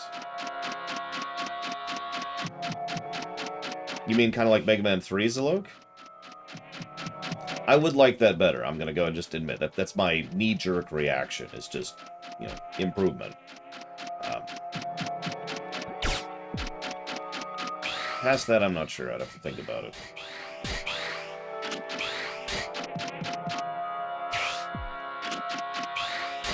Does anyone remember where I'm supposed to go here? Because I apparently don't. Can I tilt? No, I cannot tilt the camera. Oh, I missed one. Okay, here we go. Thank you. Oh, we're done with these. Apparently, I can't count to 8. That's just, that kind of math is beyond. Oh my god, this guy. Hang on, I know your weakness.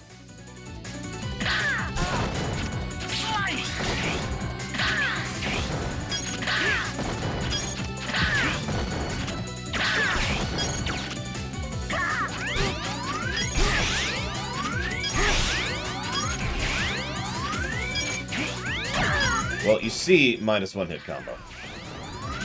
Drugs. Just all the drugs. I like how you can trick the game into letting you shoot in the background. It doesn't always work. Sometimes you can actually shoot off the 3D plane. I was doing that as Axel, too.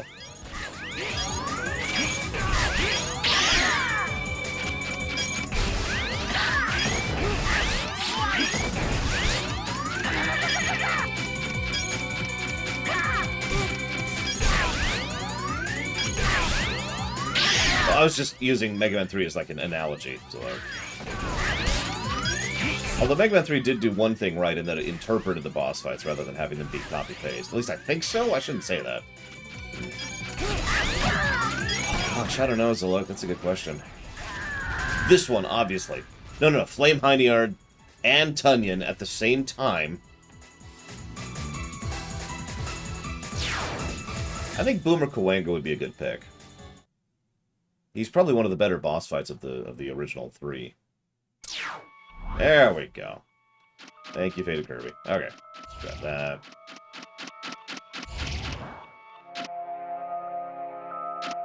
Storm Eagle. Let's just bring in all the X1 bosses. But no, yeah, 1 from each game would work, because there's 8, right? So. All right, we know you're in there, so come on out, Professor. Now, I don't want to alarm anyone in the audience, but there's a shocking plot twist coming up. Thanks for coming by, fellas. This way I can face you in the comfort of my own home. I guess this means you've already defeated all the worthless others. So, it was you after all. You never give up, do you? Even when we break you down to scraps, you always come back. That's right, folks. I'll do it again and again. I will make X and Zero mine. Now come and get me. Give me a good fight, like you always do. I do like his gun. Warning! Warning!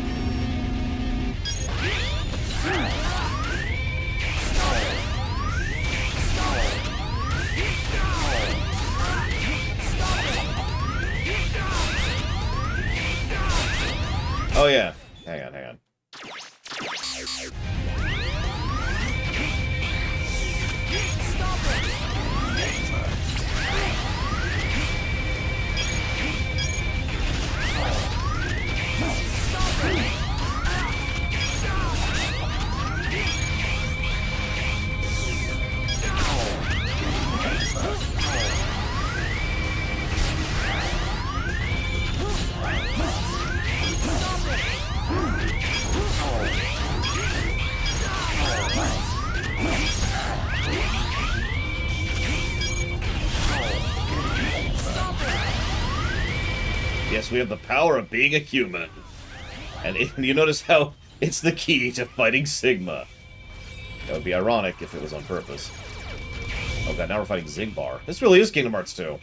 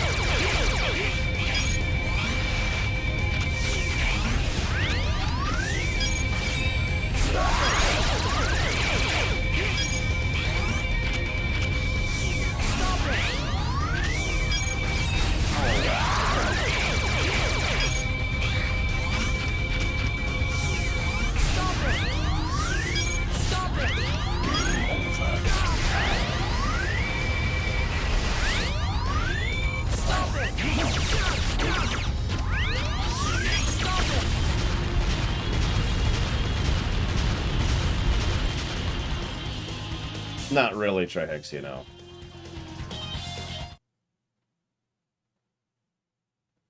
So that was round 1. I don't know what the hell's going on with round 2. It's just... I have no idea. Ready for the real thing?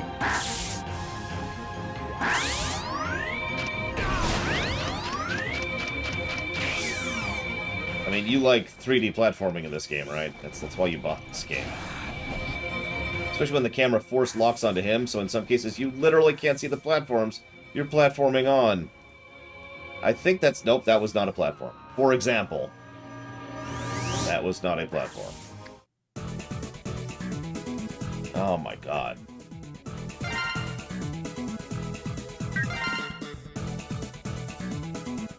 So, Storm Eagle, Bubble Crab, Blizzard Buffalo, Split Mushroom, Duff McWhale, Wolfang, and Flame Hyniard.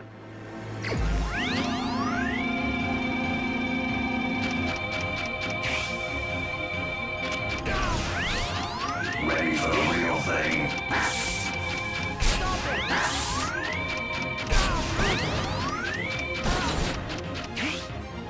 Yeah, that's getting a... Just the camera of this fight alone is getting a negative.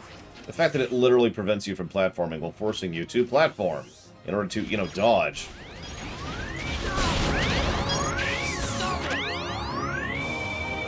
That wasn't me, Zalok. That was, Ginga. Ginga Man.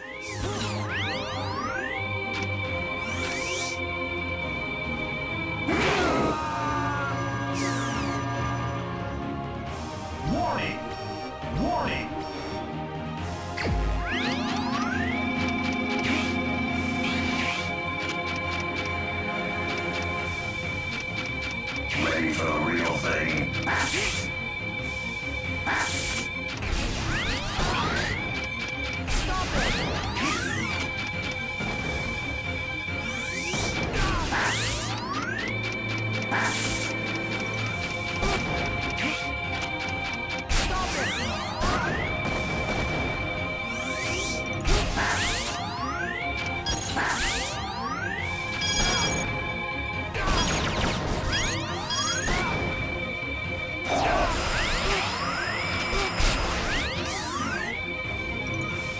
Why does he have a belt laser?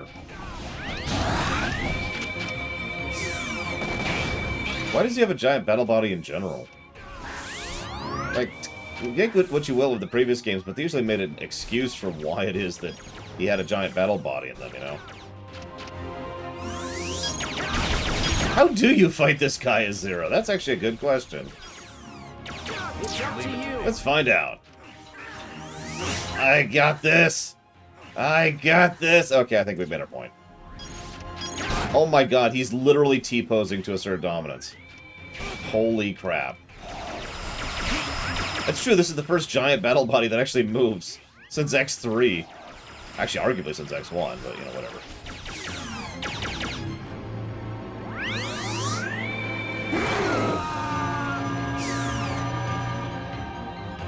Warning! Warning! Yeah, we're fighting him in the underworld, because... At this point, your guess is as good as mine. ready for the real thing?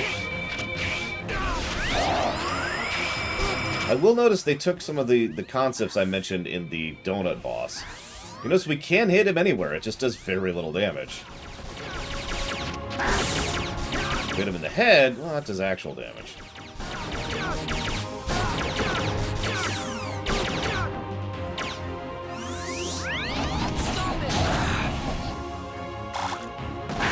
How the hell are you supposed to hit him with that?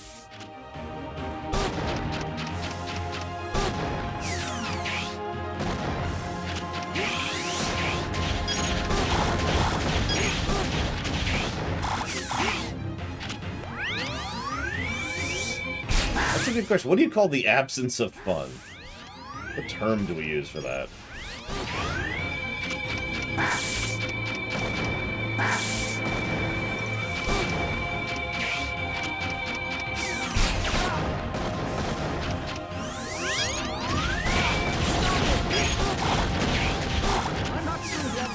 Did not seem to hit his damn head.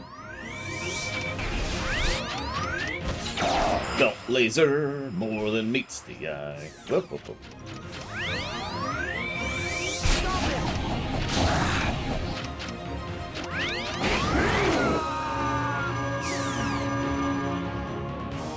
Warning! Warning! You know what? I don't care.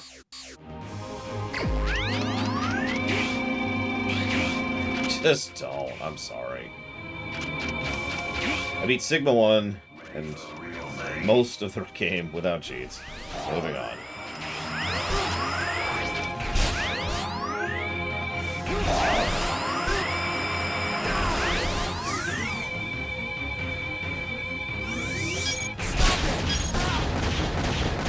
Game. Hello? Why did I unequip my frickin' thing?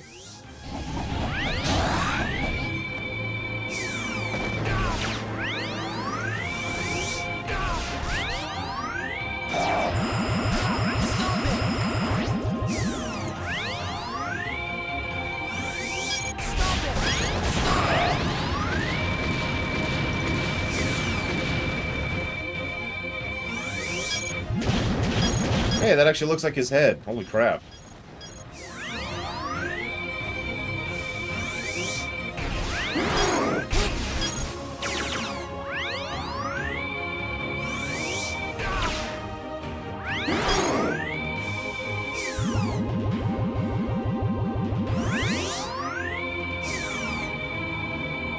Are you...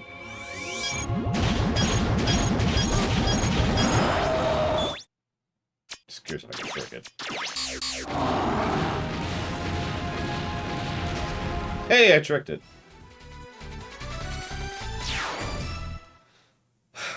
So hang on, final cutscene. Very important. They brought out all the stops with this one. Hurry! Yes, that tiny room is where we were fighting Sigma.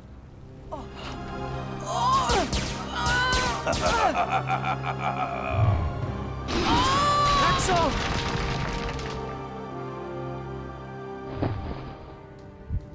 I will return in a new form.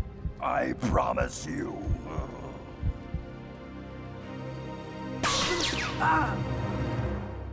I found you, Zero and X.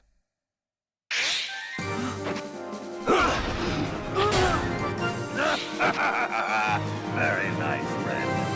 Give me your power. It's time for revenge. Oh, with this power, I'll never lose!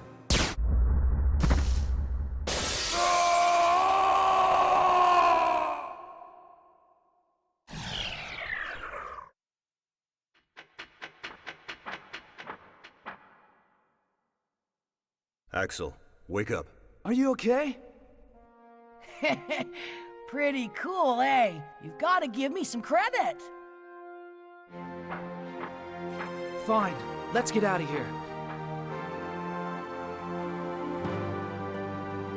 Hey, wait for me!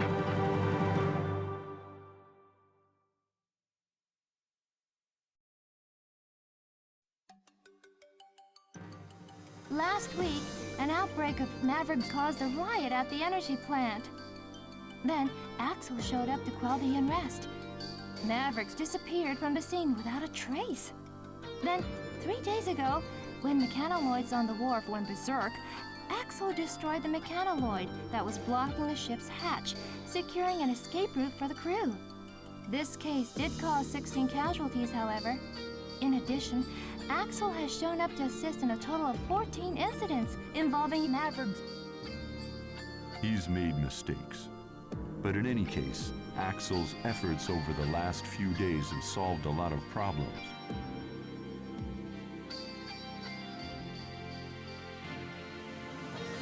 X, do you think we could make Axel a hunter based on his good deeds?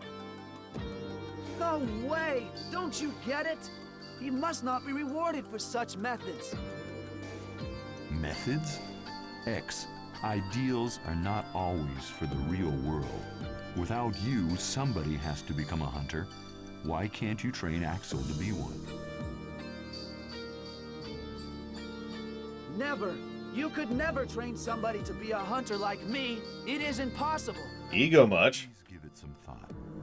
We may not be able to afford to stand by without fighting, although I know that's what you wish for. And we all know that we haven't seen the last of the Mavericks.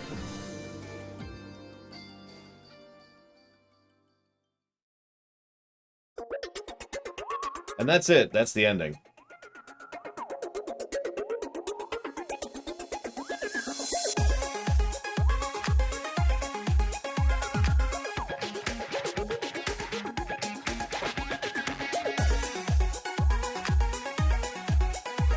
Oh my god. Oh me of little faith. I really was worried X6 would surpass this. And while X6 certainly has its problems, and let's be clear, it does. Wow. This was a lot more painful than I thought it would be. Oh, hang on. Okay, so we still gotta do the audit. And I'm pretty sure, although I'm not 100% sure, but I'm pretty sure there will be another positive to gameplay. Find out in a moment here. Give me a second. So let's pull this up, y'all.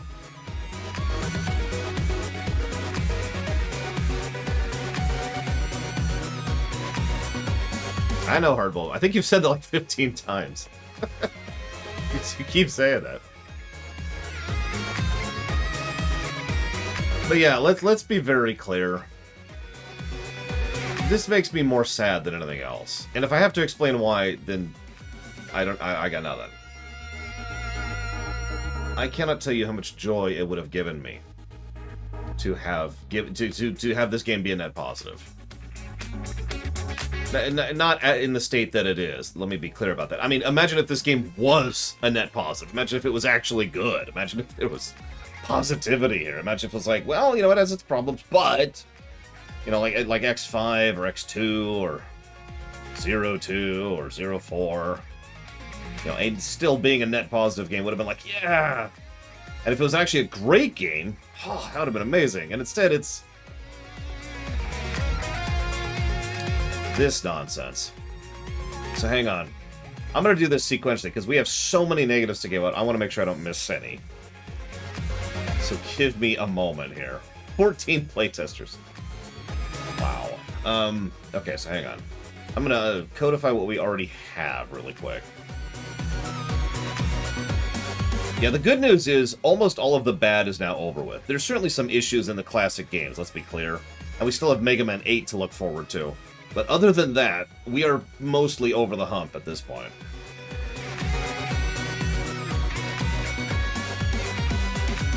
Yeah, this game, we talked about bones. I honestly don't think Mega Man X7's bones are salvageable, my opinion. I think the core premise is flawed in pretty much every level. Unless we really break down the core premise even more than usual, and break it down to Axel. I think the idea of Axel could have worked. I know this because I played ZX2. Dang, let's get the save in.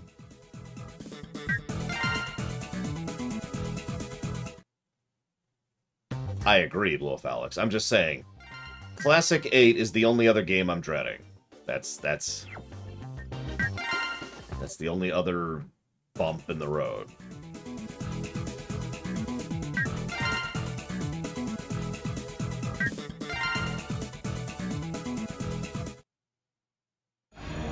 Now there's a thought. Have a Hitman-style Mega Man X game where you play as Axel. And you can literally turn into people and gain their powers in order to perform your hits. And you're going after specific Mavericks who are like hiding in a civilian area or have a lot of soldiers and bodyguards around. That actually sounds really cool. But let's just pause that for a moment while we get this all lined up. Give me 1 second. I'm sorry, this is going to take me a minute. Oh, that would have been horrible. Hey, let's see what people think. Oh.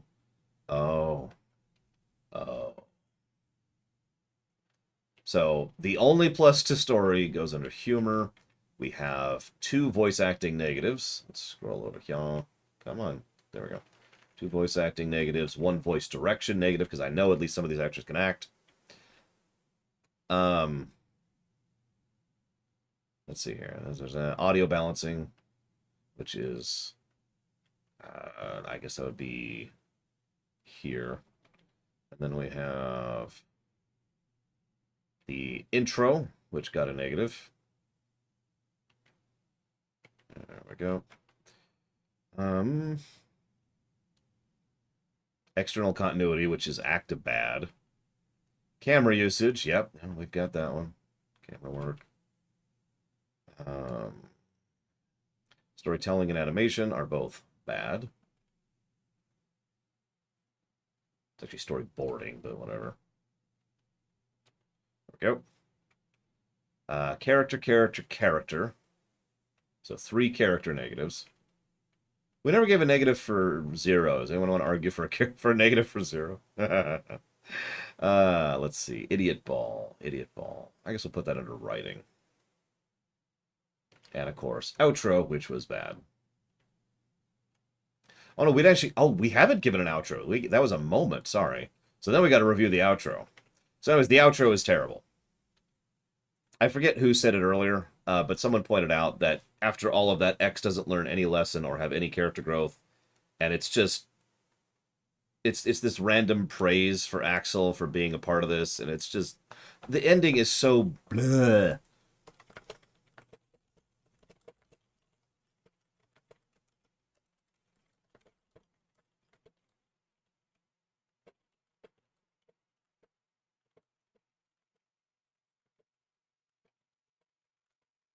So yes, negative to outro. All right. Let's go ahead and run through the story bits. I don't think we're going to get many positives here, but you never know. Atmosphere and tone doesn't exist. There is no Babylon 5 effect. There's no background lore, unlike in X6. There is technically banter in the strictest sense of the words. You notice how twice, when X says, I'm going to help out, Zero's response is, all right, do as you please. He says the exact same line both times. He says it differently. It's a different recording. It's just funny that it's the exact same line. I'm going to help. I don't want to fight, but we have to. Well, do as you please. I'm going to join the party. Well, do as you please. Anyways, branching narrative, no. Characters, no. Cinematics, we actually already mentioned that. Consequent storytelling, no. Cutscene incompetence. It's actually not that bad, so it's not further negative worthy. However, I just noticed there's a negative we haven't given, and that is dialogue. Oh my god. Doodads. Nope. This is one of the very few Mega Man games that has not gotten a Doodad Plus. And I stand by that. Because just... all you have to do is picture the cyberspace stage, or the empty platform stage, or the other empty platform stage. Can you tell which one I was talking about? Because I mean, I can't. I know which one I'm talking about, but, you know, whatever. And moving on. Then we have external continuity, fake drama, foreshadowing, no. Humor, R1 positive. Integration or segregation, no. Internal continuity, no. Intro, negative. Lighting, no. Localization, no. Scroll forward a little bit. Music direction doesn't help the Storkins at all. The store skeins? What? The story cutscenes at all. They're now called store skeins. You can quote me on that. Outro was a negative. Pacing, narratively.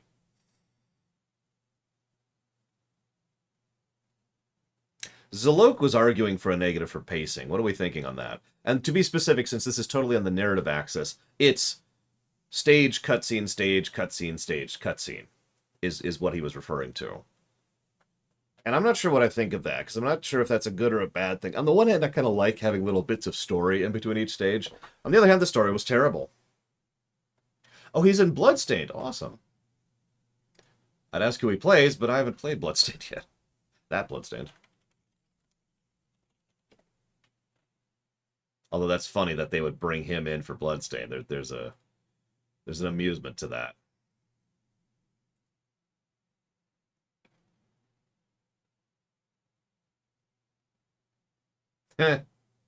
Sorry. He was apparently in Soul Calibur as well. Oh, as a voice capture. He did not do much after Mega Man X7. That's sad. Anyways. That's true, Zalok. Zalok does have a good point. It is the same damn conversation each time. No, really. So, Red Alert was good? Yes, but now they're bad. Next stage. So you're saying that Red Alert started being bad. Yes, but they used to be good. Next stage. So what happened was I started gathering data for them, but then they started being bad. And it...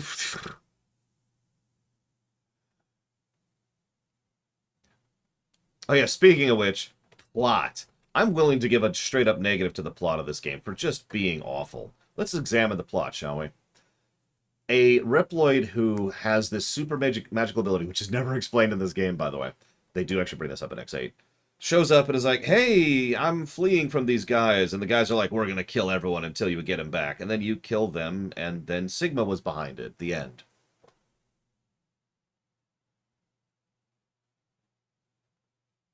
What?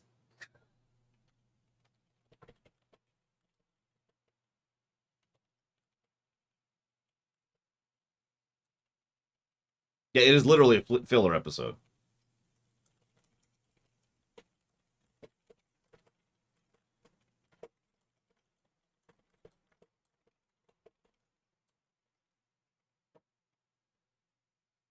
I kind of agree with you, Gingaman, as much as I hate to say that. So, I'm going to go ahead and give a positive. Dun, dun, dun. Because I do like the structure of it. I do. I stand by that. The what that would actually be is story sequencing, I think. Well, no, let's just put that under pacing. I do like the structure of how they do the cutscenes. I think in a good Mega Man game with a good story, having a cutscene that develops and advances the story in between each stage is actually kind of a neat idea. I mean, I could point to a game that does this, KOTOR. I know that's not a Mega Man game, but each planet you do, we get another cutscene that kind of helps to advance the story and moves things forward and also changes a little bit of what you see in the next stage. I mean, even X3 did this to a very minor extent, for goodness sakes.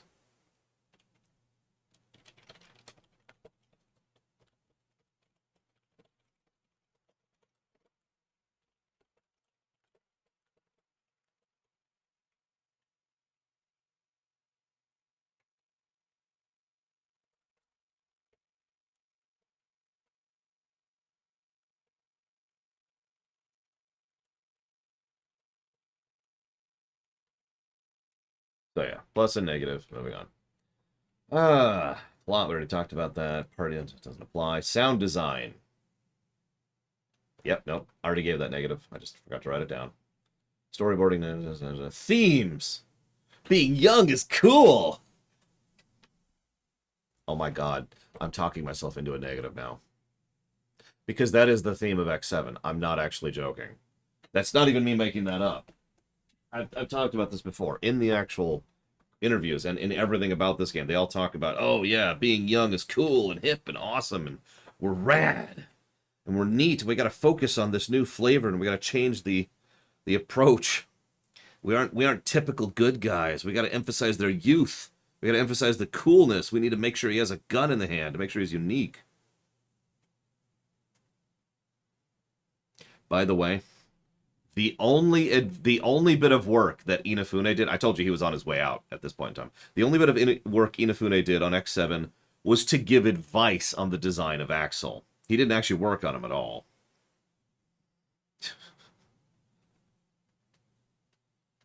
And of course, Red, who is inspired by the Grim Reaper. That's why he's a chill dude who just kind of likes hanging out with his pals. Oh my god. Moving on. So yeah, peak 90s theme. Rad to be young and cool.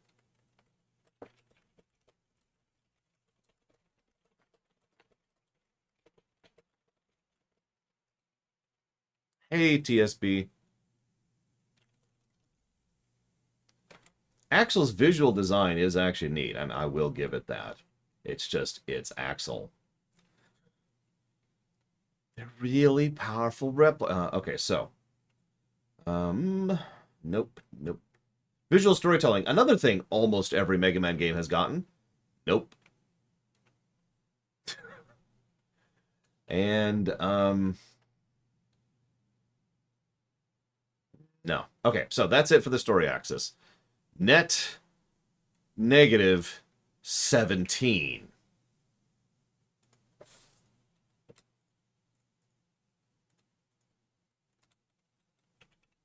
Moving on. This is going to take me a minute. So here, let me just actually no, hang on.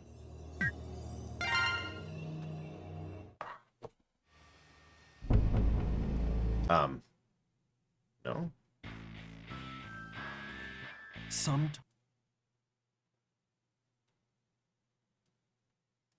Ready?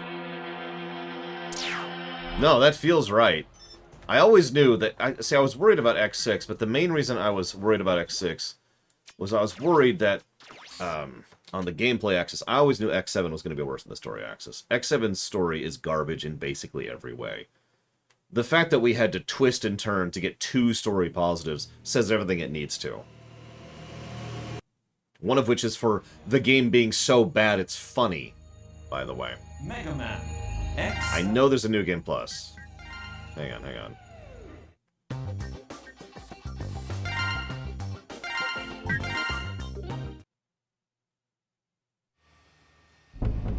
There we go.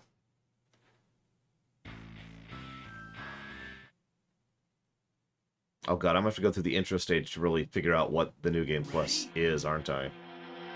Ah, okay, whatever. Playing off of my preview pane at this point. Okay, let's just turn this on.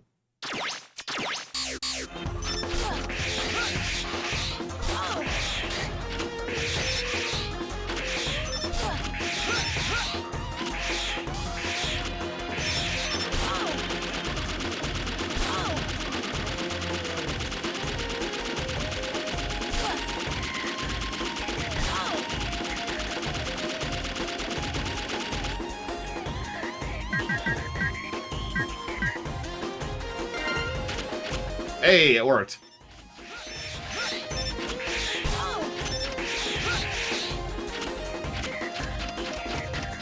Did we already give it bugs negative? We might not have, but I know there's bugs in this game. More so than, like, any of these. Nope, negative 17 is bugs.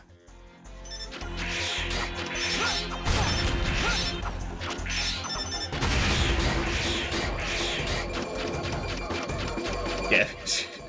Someone needs to clip that moment and just title it, "This is Mega Man 7 in one nutshell," right here.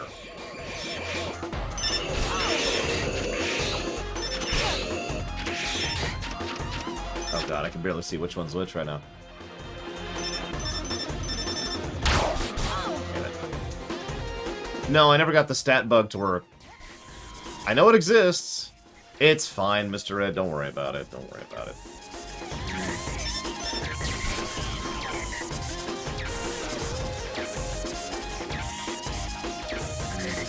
I don't think I could repeat that bug if I wanted to.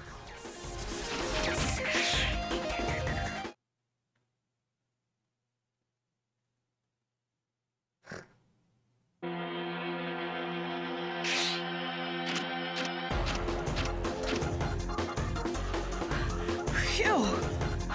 Somebody please tell me I'm through with the worst of it.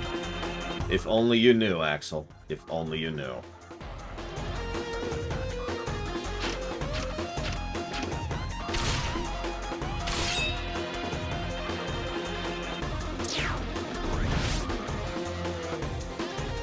I can't believe I'm back here again. What the heck has happened? They really made a mess. That's true, Casual. As previously indicated, even though we have Mega Man 8 coming up, Mega Man 8 is not this bad. It's just another bump in the road. Don't mistake me, I anticipate Mega Man 8 will kind of suck. It's one of the bad classics for a reason, but... yeah. That'll be another game we give a positive to story for Dr. Waiwi.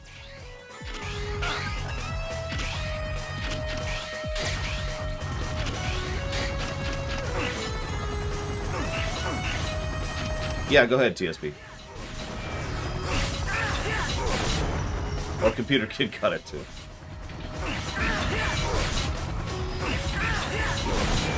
But thank you, both of you.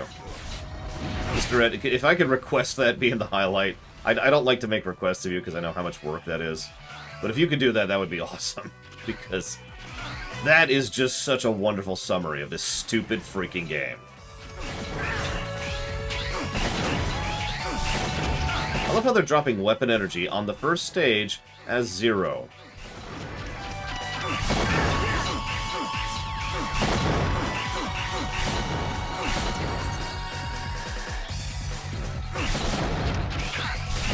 I'm pretty sure 8 will rate better than 7.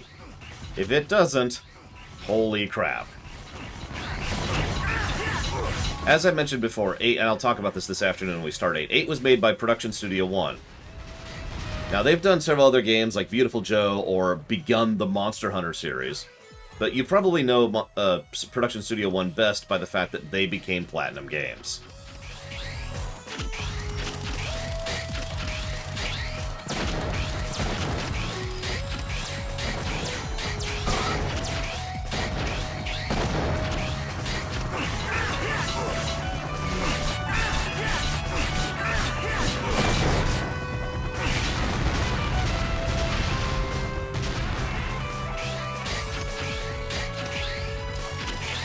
I'm actually not sure at this point in history, Computer Kid. Unfortunately, one of the biggest problems I have when looking up specific developers in production cycles and stuff is sometimes it doesn't list who was working on what. This is it's apparently a really common... What was that nonsense? This is apparently a really common trend in Japanese development specifically. If you don't know what I mean by that, in several cases, some people will just not get credited for work on video games. Or they'll just list a pseudonym. And sometimes we don't know what those pseudonyms mean.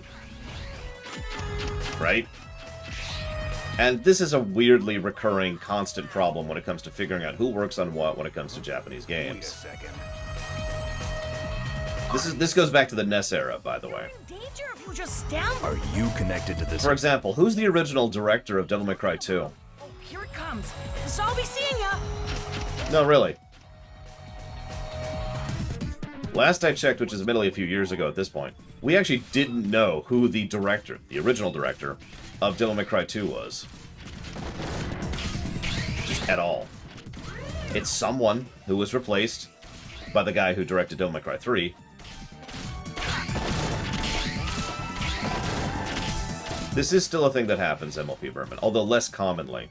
Nowadays it's usually done more tongue-in-cheek, and we know that that's, you know, such and such. I'll tell you everything, but later. Right now, I have to take care of that freak.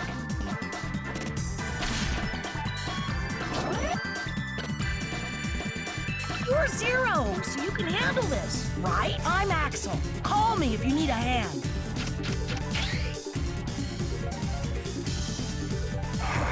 Oh, this has become a real pain. I want a full explanation when this is all over.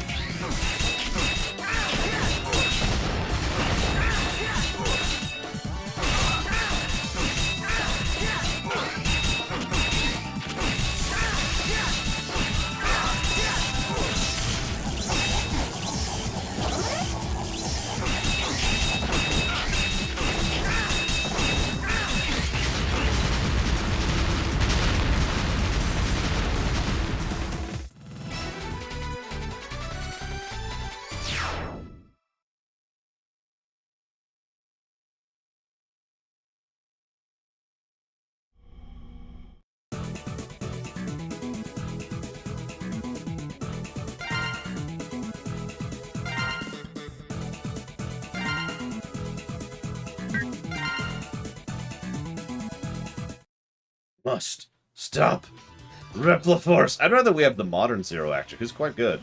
You know, the dude I've referenced a few times. Okay, so, like... apparently none of my people are saved. I do have X unlocked.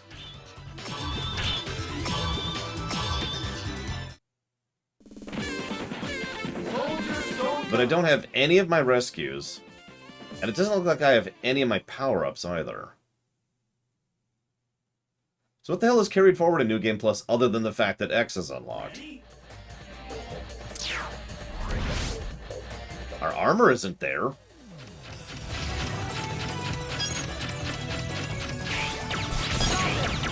Can you hear me, X? And our health is clearly not where it should be. Johnny Bosch, I can never think of his name. We don't have our energy tanks? Well, no, okay, we do have the chip unlocks. But not the health, and not the energy tanks, and not the rescuees, which that actually makes a degree of sense. So we can get more chips. So, the chips and X existing are the only things that carry forwards. I don't think that's positive worthy. I don't think that's enough to warrant a New Game Plus positive. What do you think? Real question. Because, yeah. I mean, it is better than nothing. The rescuees make sense, now that I think about it, because that way you can rescue them again and get more chips. Okay, cool. But not keeping the tanks, not keeping the armor, not keeping the health ups or the energy ups. That's... yes, once for Final Fantasy IV, Ross. Yeah, I feel like that's just the removal of a negative, is giving you X at the beginning, and that's kind of it. Which is better than nothing, but that's it. I don't think I'm going to give that a positive. Wow, I was fully expecting that to be one last positive for this game. I'm glad I tested this out.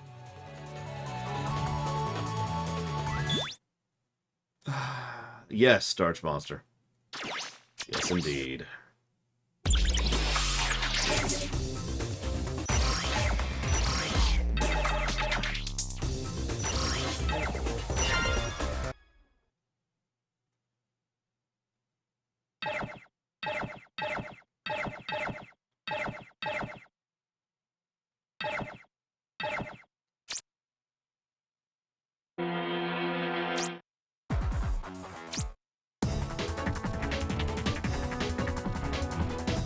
Okay, whatever.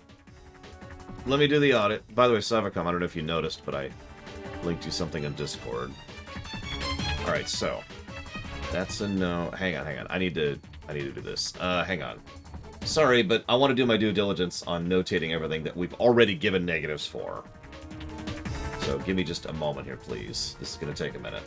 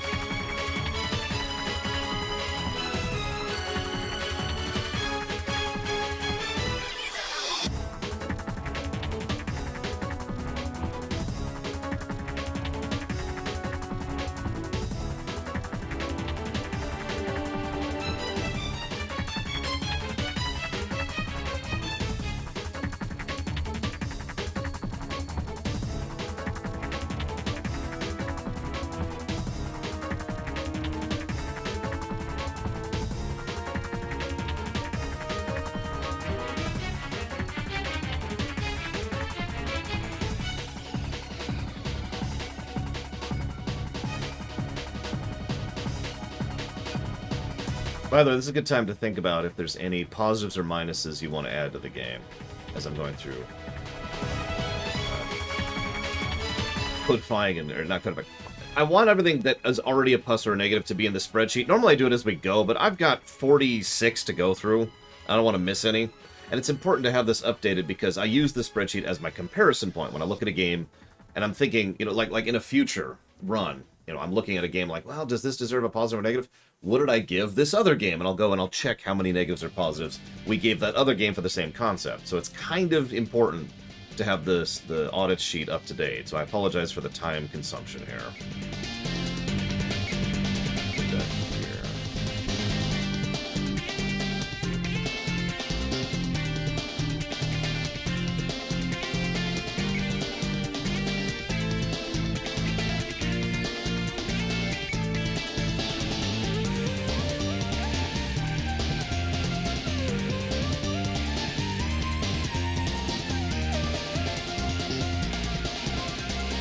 Up to 3 bugs negatives, by the way. I don't think it will, Shadow Machine, but we'll see. Hey, Oculus. What's up? See you around, Jesse Ward. For those of you wondering, we will be playing X8 after the break. Hopefully I'll have enough time to really talk about this game and the rumination. I already spent a long time discussing X6. That was a long rumination for X6. Holy crap. Was not expecting it to be that long. Okay. So then we have...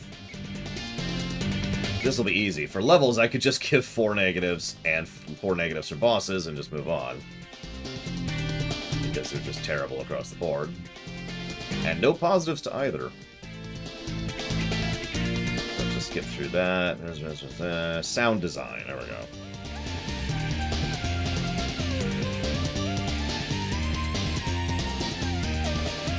What else we got? Permanently lose rescuees.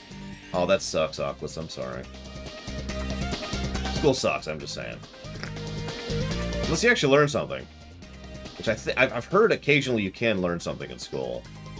I think it's just kind of a rumor, but...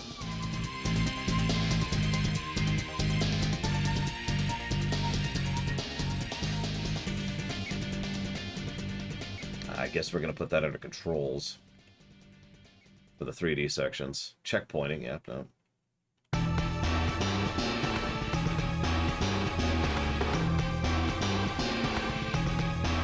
It is a huge waste of money, I will agree on that. But that's just because I think it is too expensive.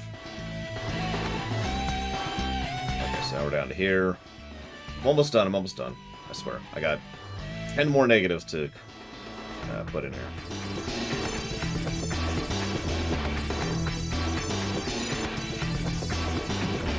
Save system.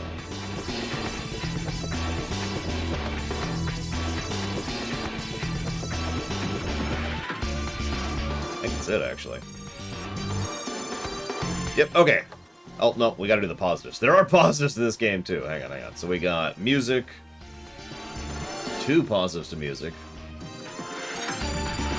Sumi. The swapping idea and the respawning idea. And God, that's it. Oh my God. Okay.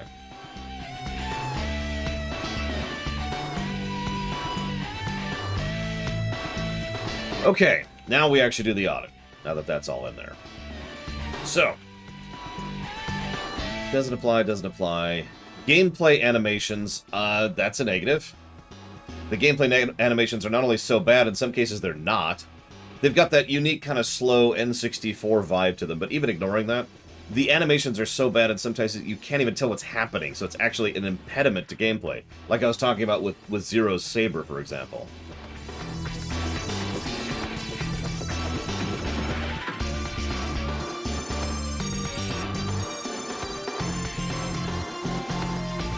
It's like Dr. Winter. Wait, that's not true. Thank you very much, Dr. Winter, as always. If you know where you want to put that, please let me know. Unless Twitch is being weird. I'm still gonna write it down, just in case. I trust you, man. You're not gonna lie to me. Because if you do, I'll kill you. Alright, so... No, I'm kidding. So, audio spam...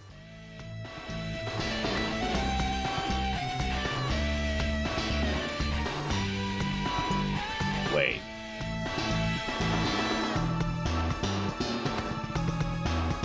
We need to give a third negative for audio spam because this is the worst audio spam I've ever heard.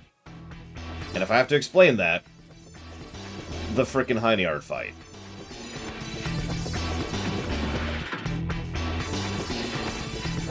Like, Mega Man 8 is the other game I usually think of when I think of bad audio spam.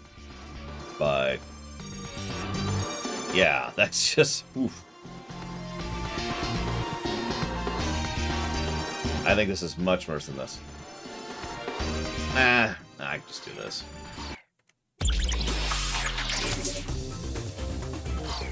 I was putting up the music so that people could have something nice to listen to, but apparently people don't like that music, so there you go. Enjoy. Enjoy the silence.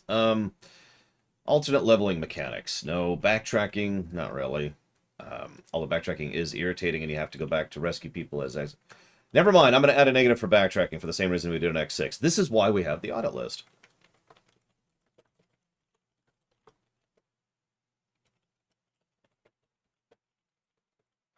Okay. Nope. Nope. Nope. There's no builds. There is a built-in cheat. There is a good built-in cheat. It deserves that positive.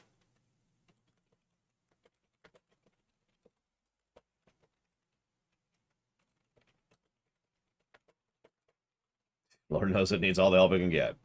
But it does deserve that positive. It is good built-in cheats. Camera. Nope. I'm going to give a second camera negative. This is not the worst camera I've seen in video gaming, but it's very bad. Co-op, no. Controls, no. We've given several negatives to controls. Correct, Zach Teft. Core combat is not fun. So if we were going to give a Z-Saber negative, it would probably be to core combat. And I don't even know I'm discussing this. Of course we're going to give a negative for that.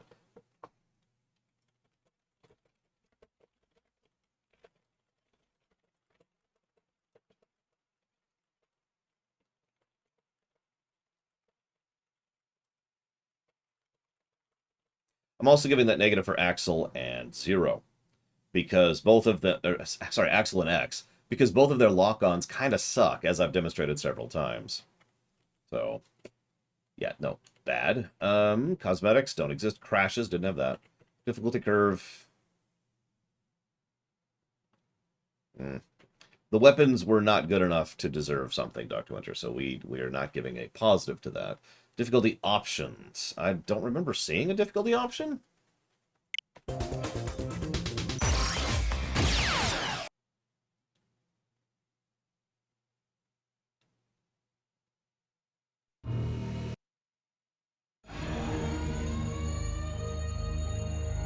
Mega Man X7. Yes, Axelber, it's all on you. Aha! There is actually a difficulty thing. Normal or hard. Okay, hold up. We gotta look up what those do.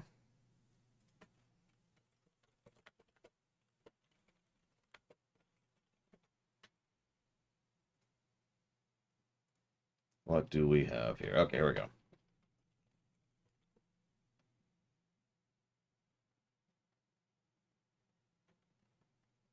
You're kidding me. You're kidding me.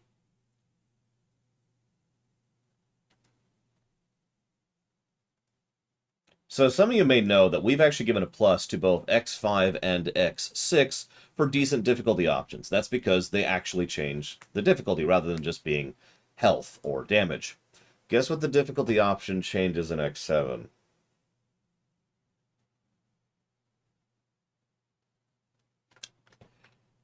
You know my thoughts on spongy, boring, lazy difficulty. Negative to difficulty options.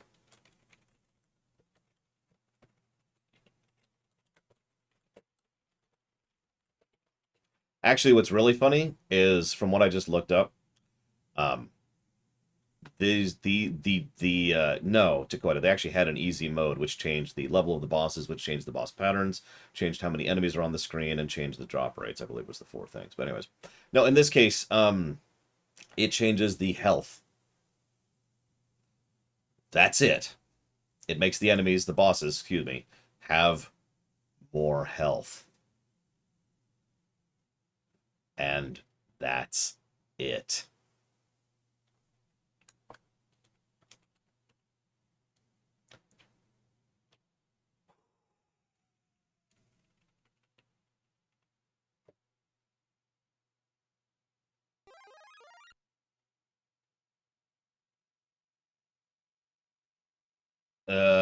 have no idea what that is, Linkeldus, so I will look that up later.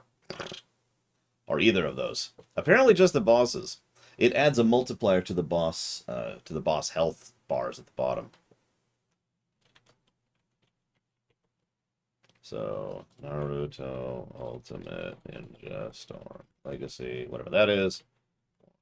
Ultimate Ninja Storm, Trilogy, whatever that is. I will look those up later. Thank you, Linkelda, very much. Do you have a third backup in case either of those don't work for whatever reason? Okay, so where are we at? Enemy variety. What are we feeling on the enemy variety in this game? Now, it's not actually a bad variety. It's not like X6. So I'm willing to give that one a pass, but I don't think it's good variety, personally. Like, we have generic Reploids, who are the people you're supposed to copy as Axel. Monkeys. Enemies copy-pasted from X1.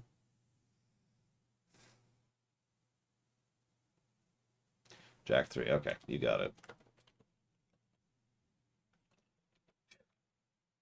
Is that it? Yeah, no, I feel like a pass. It's not as bad as X6. X6 was very bad about its enemy variety. This at least had an enemy variety. It's just, it wasn't good. Fast, it doesn't apply. Graphics.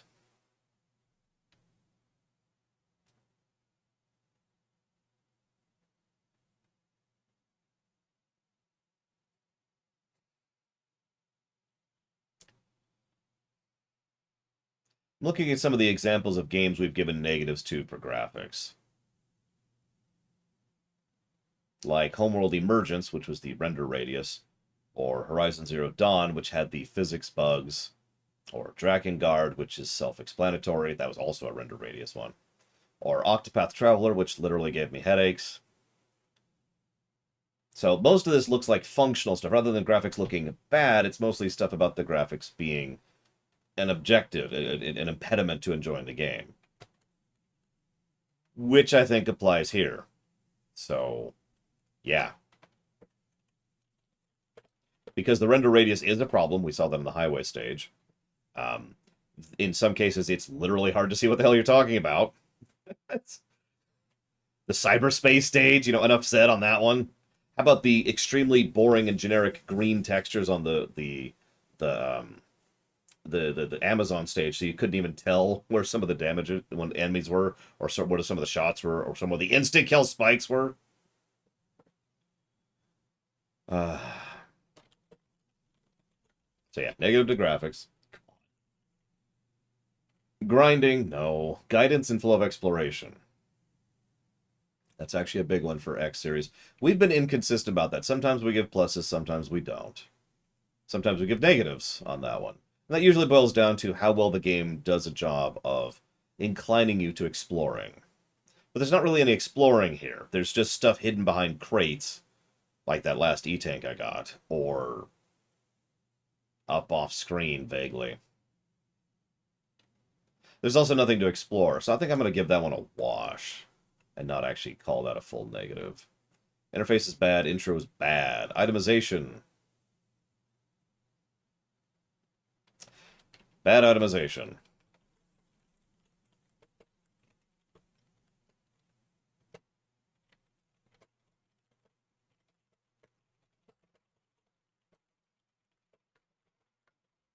Bad. Kit. Oh my god, we're not going to give a kit positive to a Mega Man game, because the weapons suck and the armor sucks.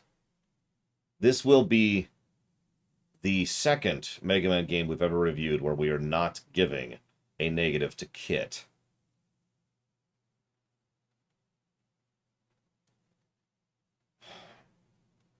Like, if anyone wants to argue against me on that, I'm listening, but the armor is not interesting or good. In fact, it's actively bad, as I've pointed out several times. So, yeah.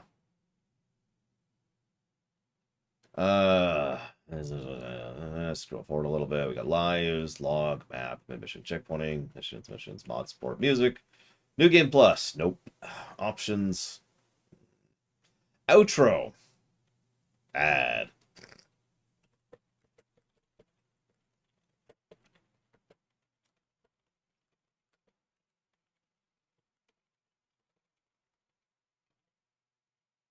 Moving on. Overworld doesn't exist. Pacing, we already mentioned that. Quality of life features.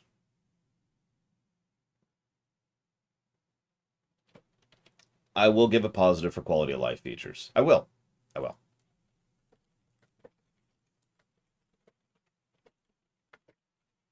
For the auto charge and the auto shoot thing, which probably should be default, but you know what? Whatever. Here's the big one. Replayability. Even X3, even X6 got a replayable positive.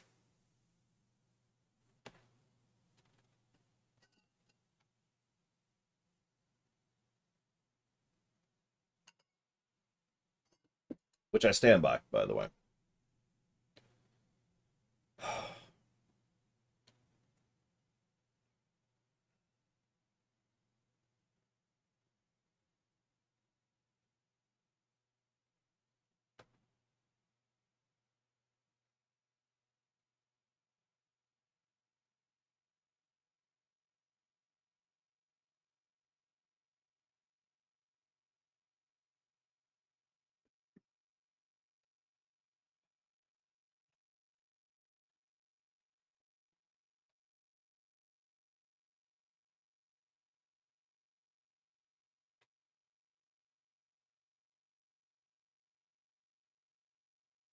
Yeah, no, I'm not going to give it a replay. I was really arguing myself on that one. The things that I would probably give a negative for replay, we've already given a separate negative for. So I think I'm just going to skip over that. But it definitely does not give a replayability positive. That says more than anything else I've done in this entire review. The fact that I'm not giving an X game a replay positive. WTF.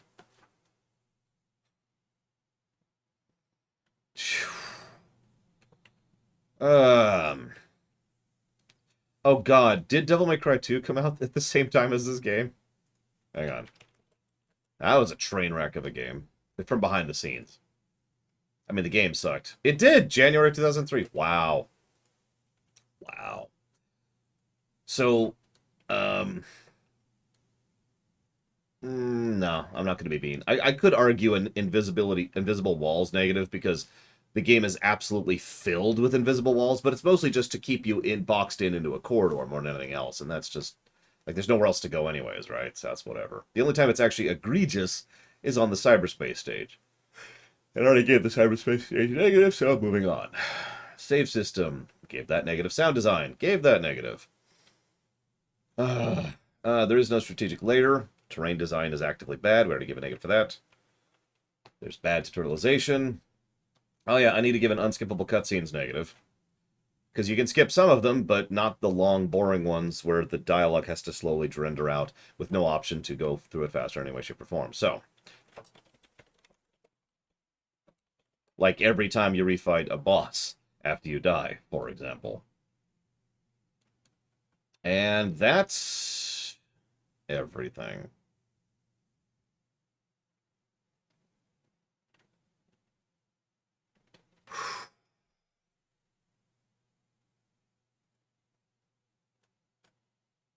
Oh my god. So before we go forward, does anybody want to argue a Invisible Walls negative? Because again, I think the only stage it really matters in is the cyberspace stage, but there are invisible walls absolutely everywhere, as there usually are in early 3D games like this. So, question mark. We need to decide this really quick. Super important.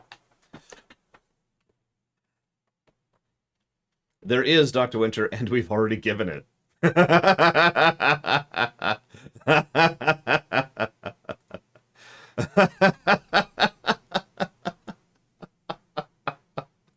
Oh, God. Hmm.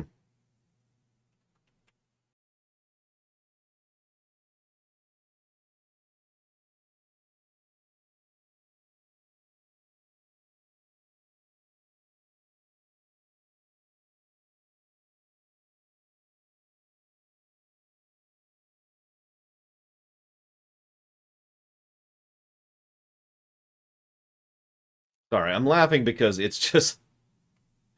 It felt like Dr. Winter was, like, maybe this is a positive, and I'm like, but it already is a positive. We've already done it. No, there were no invisible walls during the plane jumping. That would be awful. That would make that section even worse than it was. And we gave that section more than one negative. Yeah, no, I agree. So no invisible walls thing. I think I'm okay with that, not giving that negative. So fine, we won't give that negative. Give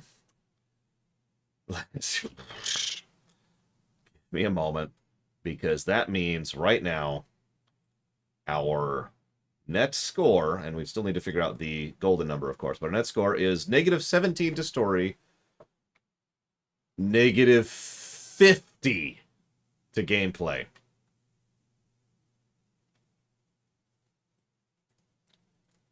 At a glance, we've had -40 before on gameplay.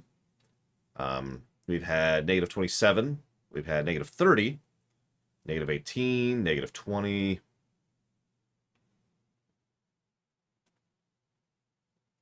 Looks like -40 is our previous worst, just on the gameplay axis.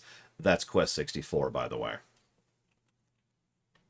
God damn. Excuse my language. Okay, so that is -17, -15. I think this is going to surpass Anthem. What do you want to bet? What do you want to bet? I'm going to tabulate it right now. Get all the formulas in place. Make sure that's there. Oh my god. Oh my god. I think it is. I think it's going to surpass. You ready for it? You ready for this? Drum roll.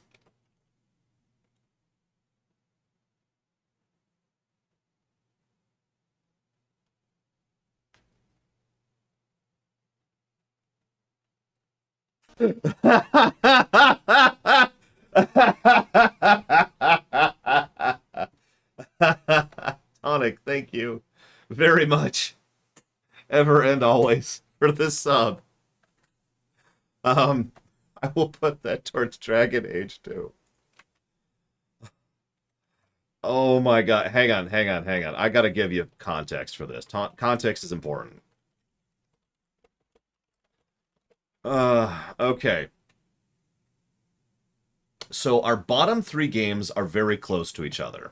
Those bottom 3 games that we've reviewed are Drakengard, Quest 64, and Anthem. Drakengard was at a -56.17. Quest 64 is at -57.98. And Anthem is at -59.8. So it's very close to -60, right? That's been the floor for the longest time. And honestly, I didn't think we were going to surpass that. This game got a -103.56.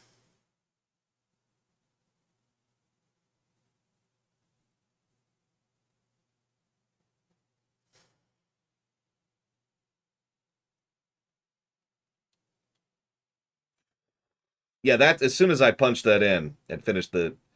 I was looking at how the formulas were developing as we were going, and I was like, oh my god, this is going to be so much worse. I can tell just by looking at how this is going. Oh my god. And you know what? I stand by that. That's the thing. I always say this. Every time I kind of match that against my feelings, like, how does that fit? Does that work? Yes. Yes, it does. Mega Man X7 is gutter trash. The nicest thing I could say about X7 is that it's funny in how bad it is. But that's in the not experiencing it sense. You know, that's the... Did I just lose my webcam? Why is my webcam not working? Oh my god, my webcam's not working. Can you hear me? Can I be heard? Hang on. We have just straight up lost our webcam. Oh, that's cool. That's a new problem. Back over here for a second. Let's see if we can get this. There we go. There we go. We're back. We're back.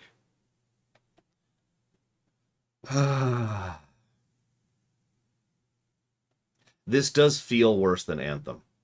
Because really, Anthem did a lot wrong. And oh, it did. But the worst thing Anthem did, which is that goddamn quest chain, is as bad as a single stage or a single boss of this game. And that's all I need to say about that, because this game, so to put this into weird perspective, this game is the bad of Anthem over and over and over again. The only thing that this game is better than Anthem at is the fact that it didn't crash every 30 minutes. That's as good as that got. Now, someone who was it? Someone asked how. Oh, there was Dr. Winter asked how, because this game had positives, whereas Quest 64 had none. So the percentage doesn't really matter. The net matters. I do write down the percentage. It is something I jot down as one of the variables. But Quest 64, despite everything, was -9, -40 net. It even with the positives bringing this score up from -56 or -19 or 18, excuse me, this still is so much more worse and so much more bad that drags it down more.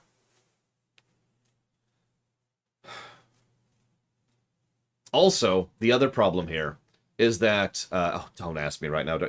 A lot of stuff goes into the golden number. Everything goes into the golden number. But the other thing here, this has a substantially worse story than Quest 64. For all of Quest 64's aggravations, most of the problems on the story axis of Quest 64 was that the story wasn't really there. So it was a completely universally bad story, but it was also a very absent story. There's only so many negatives you can give to a story that isn't present, right? This game had a story that was awful. Let me use a food analogy. If you sit down at a table and someone doesn't serve you a meal, you can give a negative for the fact that there's no meal there. But you can only really give the one negative for that, because it's like, well, there's no food. If someone puts out rotting, slimy, terrible food, which is poisonous, and tastes bad and smells bad, then that's more negatives because it's actively bad food, right? It's worse than an absence of food.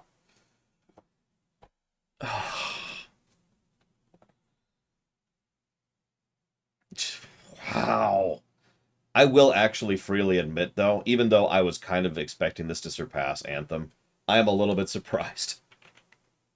I had forgotten how bad this freaking game was. My goodness. What's 2 divided by 21? Let's see here. Just to give you some of the percents, though, because you were asking about this, Dr. Winter. So let's see. 2 and 1. So this game has 9.52% positives on the story axis. And 6 divided by 62. And 9.68% gameplay positives. Now, if you don't understand what that factor is, that's something I do kind of on the side there as a fun little thing. The idea is the higher the percent, the better, right? Because that means more of the points given are positive. But what some people haven't really understood as they've talked about this is anything at above 50% is good, anything below 50% is bad. So the fact that only 10% of the points of this game were positive is horrifically bad. Because that means that 90% of this game is terrible.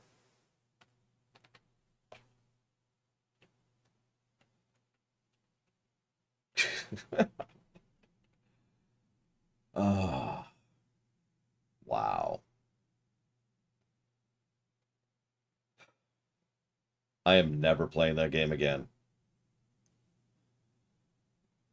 I gotta collect my thoughts a little bit, and I gotta try and get a rumination out on this thing. After the lunch break, after I'm done with all the paperwork stuff, we'll be starting up X8, which hopefully will be a better game than this nightmare. See you there.